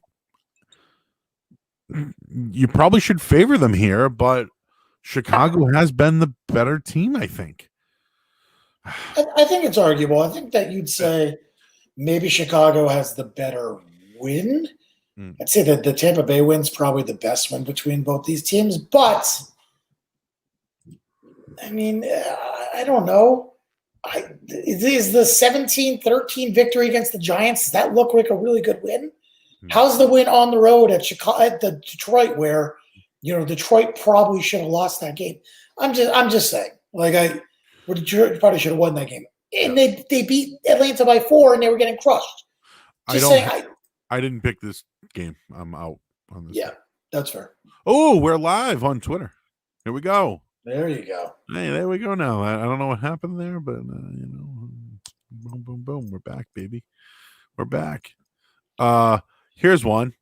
Cleveland, Pittsburgh. Now, I have a pick on this one. Okay. But let's just talk it out for a minute here.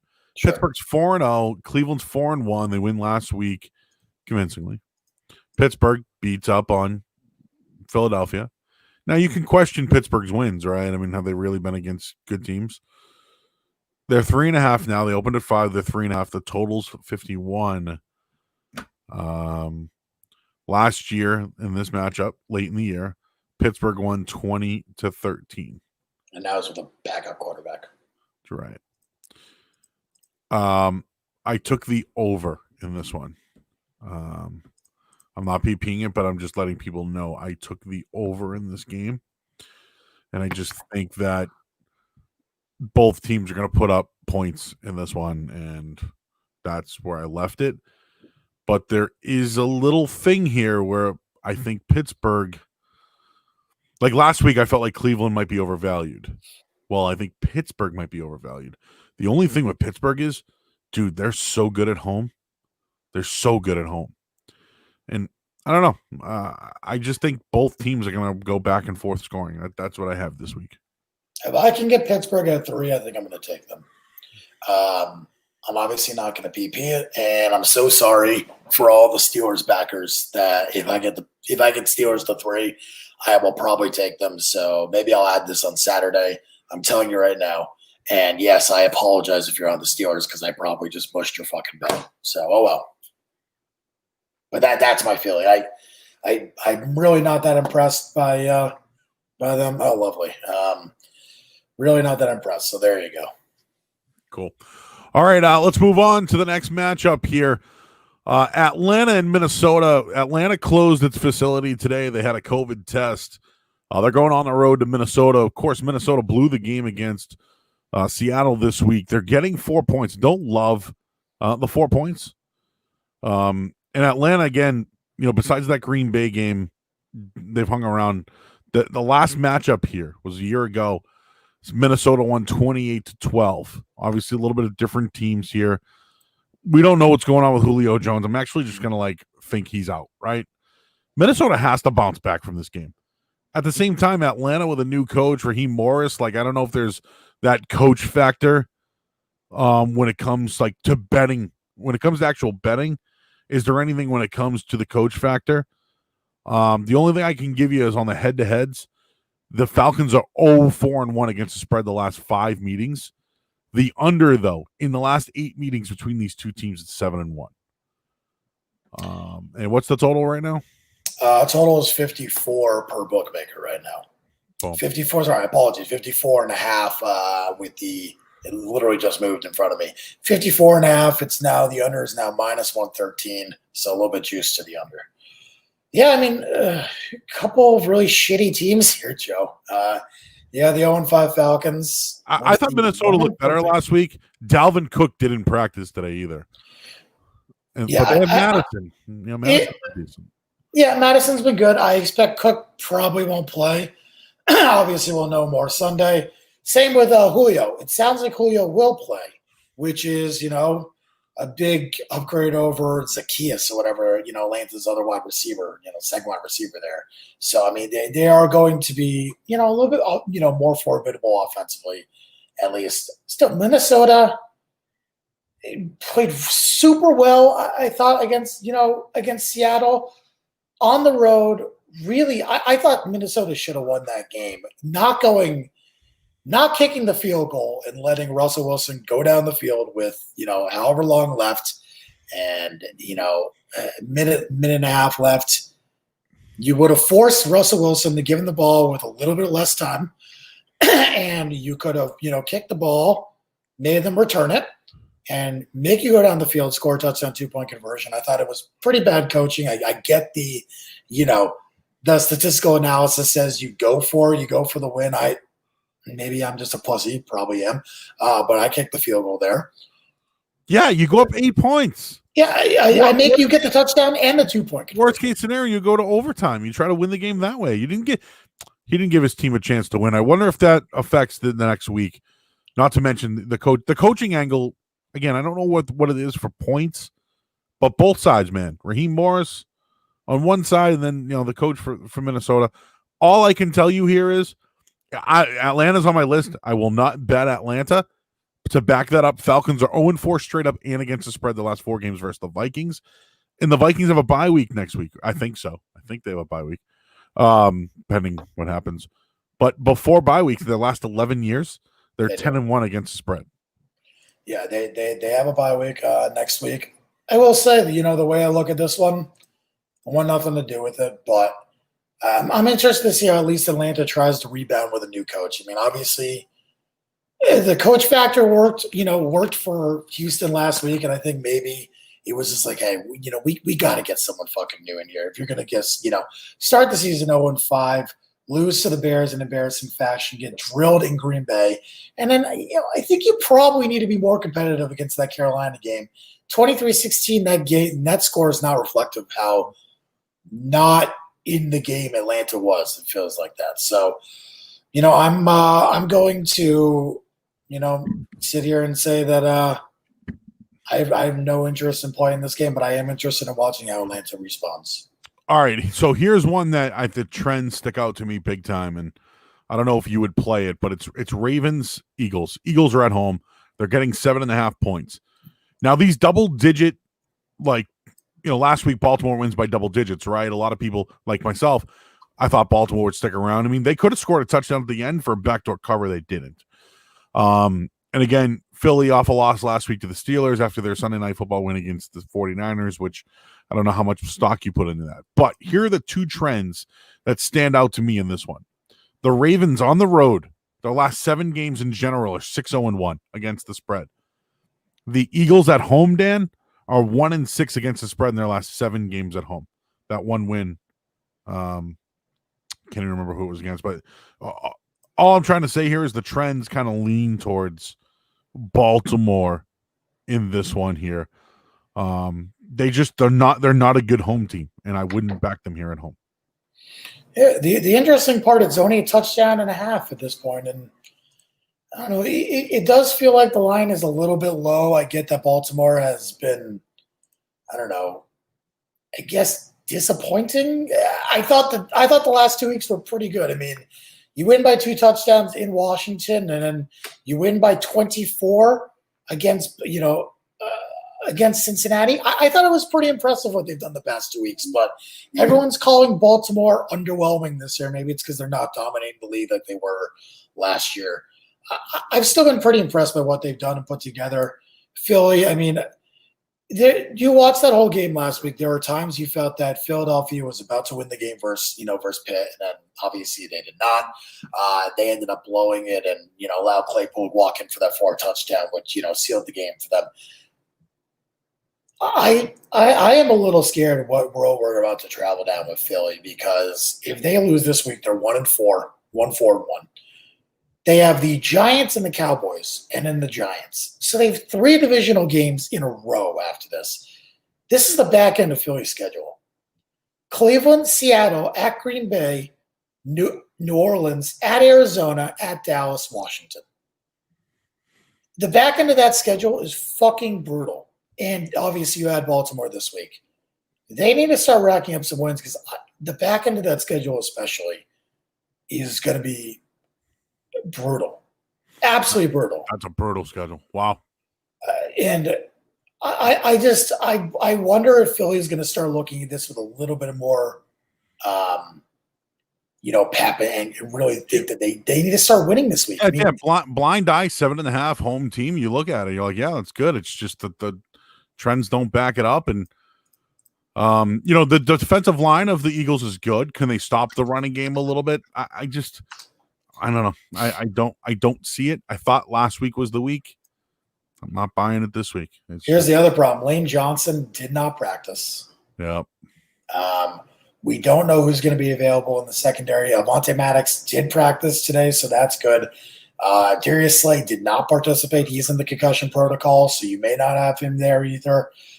Fletcher Cox did not practice for personal reasons. He was hurt last week. I know that. Right, and he did not practice for personal reasons, so we don't have a status on him. You don't have Jamon Brown. He's sick. You don't have Epps. He's out. He did not practice. So this Philly team is super, super, super banged up. Now, the good thing is you got Deshaun Jackson and Alshon Jeffrey back in a limited capacity. Okay? But in terms of, just comparing the two teams, health-wise, I mean, Calais Campbell's probably going to be out. Jimmy Smith's probably going to be out. Marcus Peters probably going to be out. Ronnie Stanley's out. So, I think you're going to see, just a couple of injured teams, but I do wonder if Philadelphia is going to catch them this week. But for the love of God, I'm not back in Philly. I think that they should be on your list. I have Philly on the list. Okay. That's why against San Francisco, I liked them and I didn't touch it because they were on the list. So Atlanta, Philadelphia, they're on the list. I can't do it. And we have 4 more 1 o'clock games, and then we'll get to the 4 o'clocks because I think there's only 2 4 o'clock games, and then we're done. But Bengals, Colts off that loss last week. I actually thought Rivers for the first time was rattled with Indianapolis. I like what Cincinnati has on offense, and AJ Green is what he is. But I like Tyler Boyd. I like Higgins. Who would have thought that from Clemson? I thought he was a little soft. He's not. And their defense has been okay. The Colts 8 points after a Cincinnati loss and them off a straight up loss seems a lot to me. And that's just by the naked eye. But I do look up some trends here. The Colts have the bye week next week. The last 7 years, I just brought this up with another team, but with the Vikings, the Colts are 7-0 against the spread their last 7 years versus a bye week. It's like that, to me, and I know it's a different team. And then this stat stood out to me. The Bengals are 0-14-1 straight up their last 15 games on the road, dude. I mean, they got dick kicked last week. They lost 27-3 on the road to Baltimore, and I didn't think the game should have been that close. I thought Burrow was horrendous. He had a real bad game. Baltimore dominated that team up and down the field. Rivers was, at the same time, Rivers was the worst I've seen him play. Rivers is almost done, dude. This has to be his last year. He is putting his entire body into these throws, and he still can't make them. The throws are wobbly. They're soft. There's no speed on them. Backing the Colts last week, in the same spot, I probably would do it again, but his arm is shot. That team is – he just doesn't – he looks like a shell of himself, Joe. And I still think they had a shot to win. They come back. They did. That pick late, And yep. I don't know. I don't know. Who's looked better, Rivers or Breeze? That's a debate for a different day. I'd say Breeze is looked probably, but I don't know. I like what Rivers has done with that team, and 8 points just seems like a lot to me. But the lines this week, we've talked about this before, Dan, and I don't know what the percentage is. If you like a team, forget the spread, right? this might be one of those situations for the Colts. It's just I've been impressed with Burrow. I've been impressed with the Bengals so far, despite last week's no-show against the Ravens. Yeah, I'm not sure how many spreads mattered. I don't think there was a spread that let's mattered. do that Saturday. We'll look that up. I think the Cowboys game, the spread mattered, and I think the Seahawks game, the spread mattered. Not sure about any of the Saints game. I don't remember what the closing line was there, so that's on me. I bet you that spread also mattered. But those would have been three. But yeah, I mean, I think if you're mostly looking to take sides, you're mostly forgetting about the spread. You're mostly just trying to pick winners. And in that case, yeah, if you think the Colts win at home, Bengals terrible on the road, as you talked about, then you would lay the 7.5 or the 8. It's up to 8 now, by the way. Okay. Let's move on. Then we have the Texans, Tennessee. Texans 1-4, got their first win last week. Tennessee looked really good. Let's face it, against Buffalo. Say what you want. Buffalo was out their corners. Tannehill looked good. It's just nothing else you can say. And Malcolm Butler, a couple of picks. So good for him. Divisional game here. Tennessee's 3.5. Do you go back to the well? Like, do you put in the short week here? Like, the Titans were 6-6 in the red zone with no sacks against Buffalo.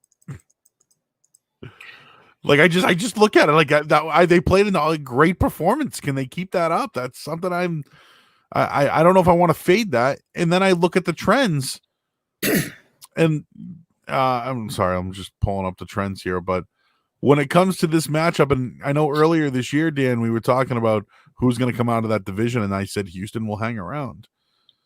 Texans are 1-5 straight up their last 6 games against the spread. Like, it's not good.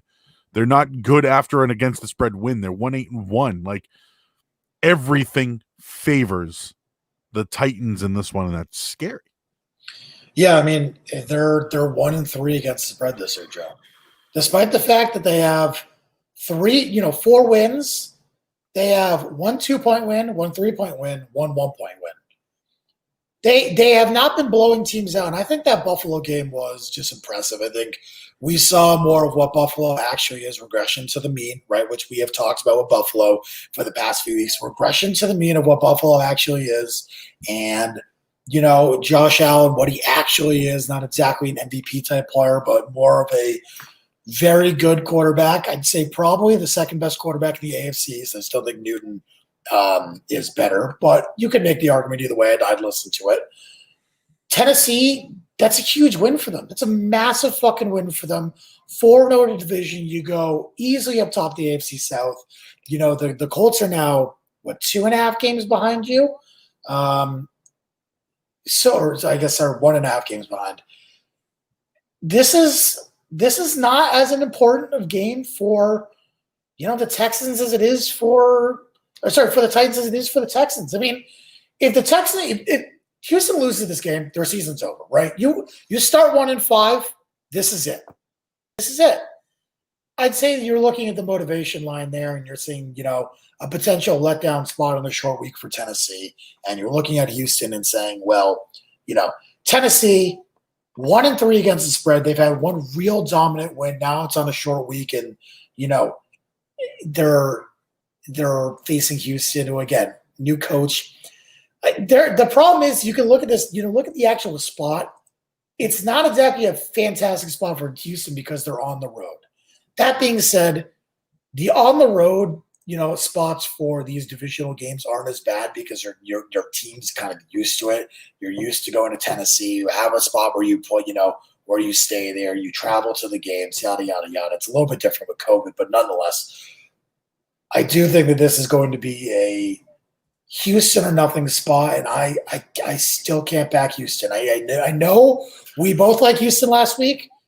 I still can't back them against Tennessee, but I agree. Everything points to the Titans, but I would still Houston or nothing, and I'm not betting it.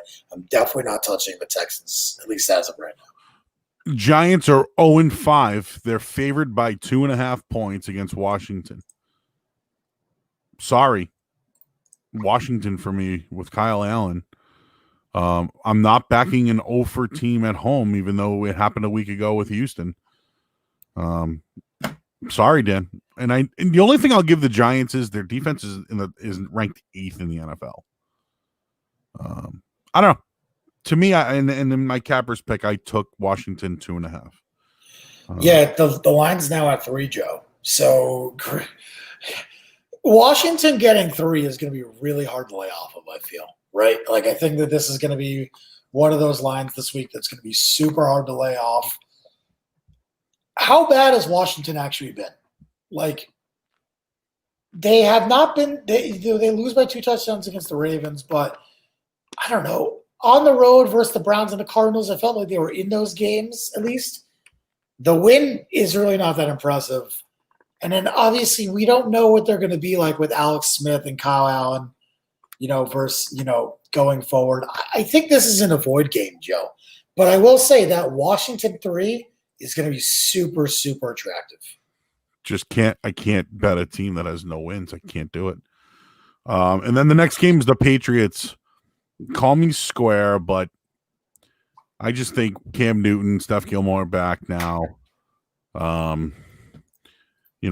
could be an excuse where he's rusty. I don't think I looked this up today. Denver gives up over 4 yards per carry. They give up over 105 yards rushing per game, and they get crushed over the middle of the field. That's everything Cam Newton can do. Now, there's no tight end to throw to. Noah Fant, we don't know if he's playing, right? He's been pretty decent this year. Patrick's been very good. Jerry Jeudy's been very good. But I think the secondary can contain that. It's 10 points. And I think Denver deserves a little more respect than 10 points. But to me, I like the Patriots. So Atachi did not practice. I'll just kind of go over quickly. Atachi did not practice for Denver, so it sounds like he's going to be out. Gordon, coming off the DUI, he practiced today, which I'm surprised. He took responsibility right after it happened. He called the coach. He got a full practice. I assume he'll be suspended, but not in time for this game. So, I think that he'll probably end up playing. Hamler is not going to play, it sounds like. Fant's got a limited practice in both days. Lindsey's got full practice in. Garrett Bowles got a limited practice in today. And it sounds like Locke is going to start, okay? For the Patriots, I think Dedrick Wise, Ferentz, and Illuminor are the guys who have not practiced. I know Ferentz and Illuminor returned today. Wise has been out both days. And Wise is out, I think. Yeah, so it sounds like Wise is probably going to be out. You missed 2 days of practice. I assume you're out. Butler, Edelman, Mason, Wynn, all limited. Denver on the road at New England. New England coming off a bye week, which we know how good Bill Belichick is prepping on a bye week, right? They were prepped for Denver. They were prepped. They were ready. They're going to change their offensive game plan, but the defensive game plan shouldn't change too much. I still think that, you're going from Rippey and the Lock. I don't think it's a massive change in the way you approach the game. Their one win is against the Jets. They haven't been terrible. They were okay on the road against Pittsburgh. They got killed by Brady and the Bucs, and I do think that is a little scary. Kind of looking at that. If the game is in New England, and that's the reason I like it, I do. If this was Mile High in Denver, I'd be a little bit more concerned. But at home, I would take the Patriots and lay the points. And I'm not going to do that, by the way. I'm not going to do that. But if you're making me choose and you're making me pick something, I would go that way. But it sounds like the Broncos are going to be mostly healthy, and so are the Patriots. 4 o'clock, 4:25. We have 4 o'clock, Jets, Miami. This is one of those games where I look at it, and I think Miami wants to pound Adam Gase. I see 9.5, 10. I think they're going to pound the Jets. Now, the Jets kept it close. A quick close game last year. Sorry. I took Miami minus 9.5. This was my last pick because you give 5 and then you give a 6 just in case you tie. So this was my last one. I have Miami. I'm not even looking at it. Joe Flacco on the road in Miami. Hell no. Give me Miami. I mean, the fact that Miami is up to 10 now is somewhat annoying, but I agree. I think it's Miami or nothing in the spot. I'm not fucking backing Joe Flacco. They couldn't move the ball against Arizona, whose defense has been suspect at best recently. You know, they lost to the Broncos in that game. I thought that game they might win. Here's the Jets schedule coming up, Joe. You ready for this? Tell me where you see the win. Okay? Tell me where you see the win in this schedule. At Miami, home versus Buffalo. At Kansas City, home versus the Patriots. At LA Chargers, home versus the Dolphins, maybe. Home versus the Raiders, maybe. At Seattle, at the Rams, home versus the Browns, at the Patriots.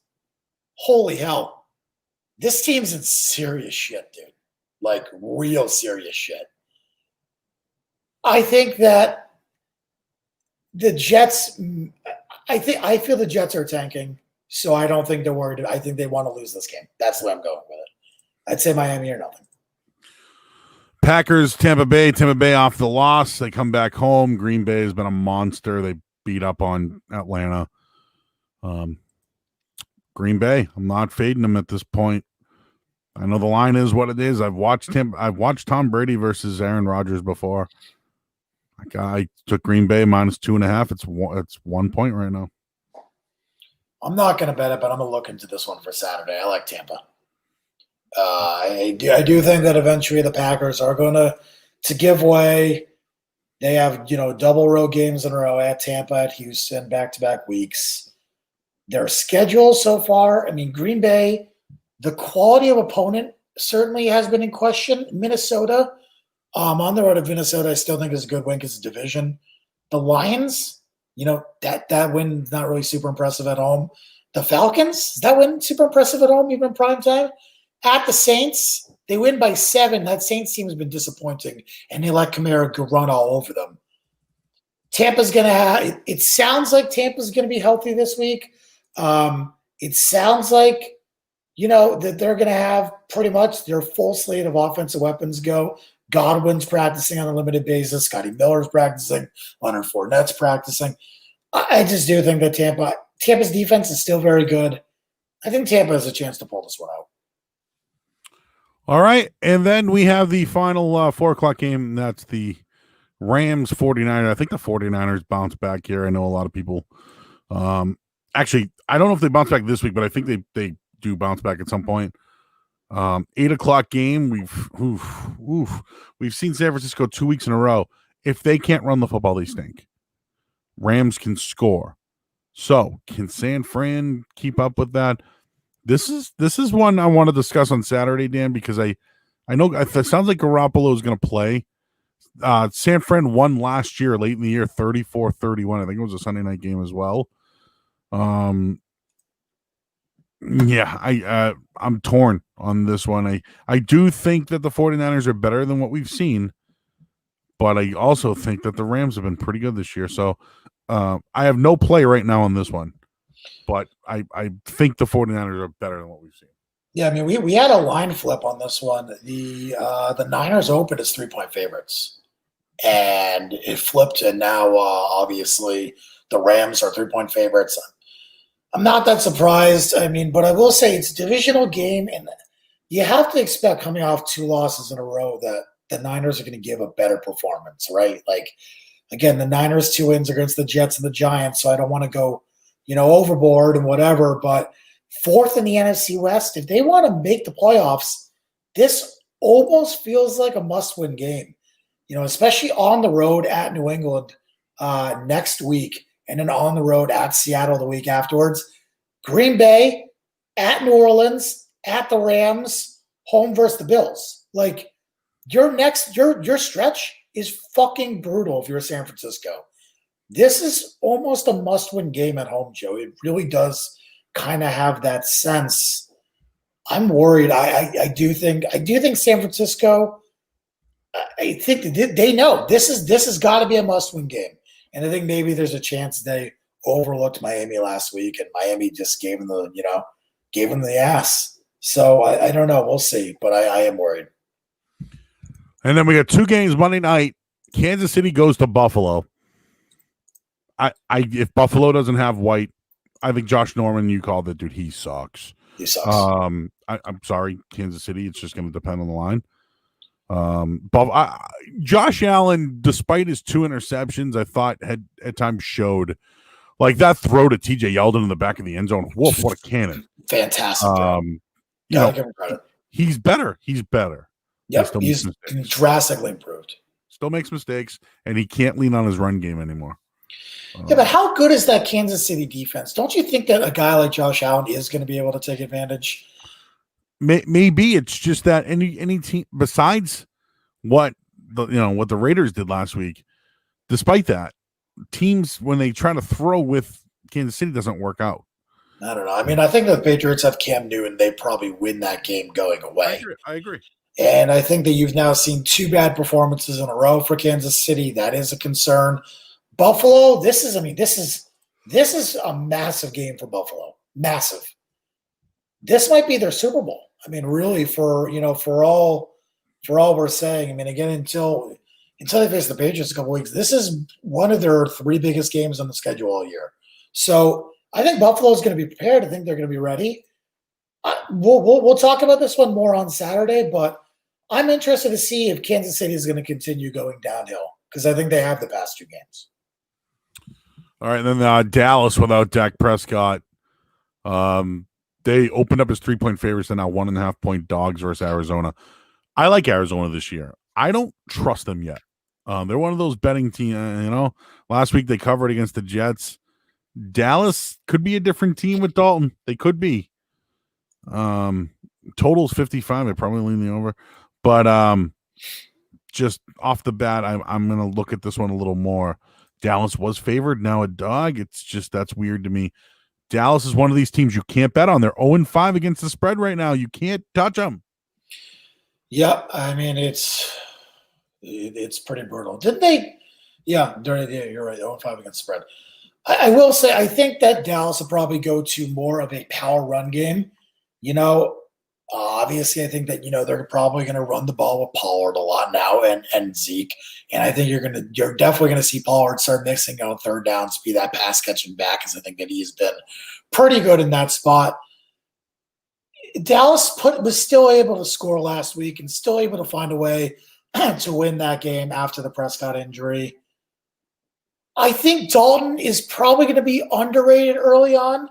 And I think that he has enough weapons around him between Cooper and Gallup and and CeeDee Lamb. Those guys are explosive, all 3 of them. I think they're going to be able to still find a way to move the ball and be a little bit more of a power run team. So I still kind of like Dallas here. I do. And Arizona, to me, is just not trustworthy. You kind of said it, 3-2. But their wins so far are against a bad Niners team we just kind of talked about, the Redskins and the Jets. So kind of what happens when they face better competition? Not saying that Dallas, is really part of that better competition, but what's going to happen with that team? So I'm interested to see where Arizona goes. This is a huge game for, kind of determine if they make the playoffs or not. So we'll see. All right, that's it for this week. Arkansas State, Georgia State tied at 7 right now in the first quarter. Georgia State just had a really long run from their 1-yard line to score. So that is it. We're back on Saturday. We'll know more because I'm sure games will be canceled before we know it. Dan, one thing I do want to get into Saturday, I saw some MVP odds for the NBA that I thought worth discussing next year. The Conor McGregor fight's on. So that will happen. And what else? Oh, and then Major League Baseball playoffs. We'll find out if there's a possible World Series matchup by then. And we also have NBA championship odds for next year. That's true. I saw somebody was left off that list. So we'll do that as well. So we did 2 hours and 11 minutes this week. We had the Twitter malfunction. I'm going to download this, send it to you now so we can post it to the website. Everything's on YouTube. It's on our Twitter handle as well. So that's it, Dan. Best to your family. Thank you for giving us your 2 hours today, and I'll see you Saturday morning. Yeah, and again, apologies for the lack of picks. As I said, I've not done my normal preparation because of this week, and we will give you plenty on Saturday. All right, for Dan Lifshutz, I'm Joe Murray. This has been another edition of Over Under 985. Oh, you got it. Have a good one, fellas. See you, Joe. All right, Dan, I'll send that to you, but bye.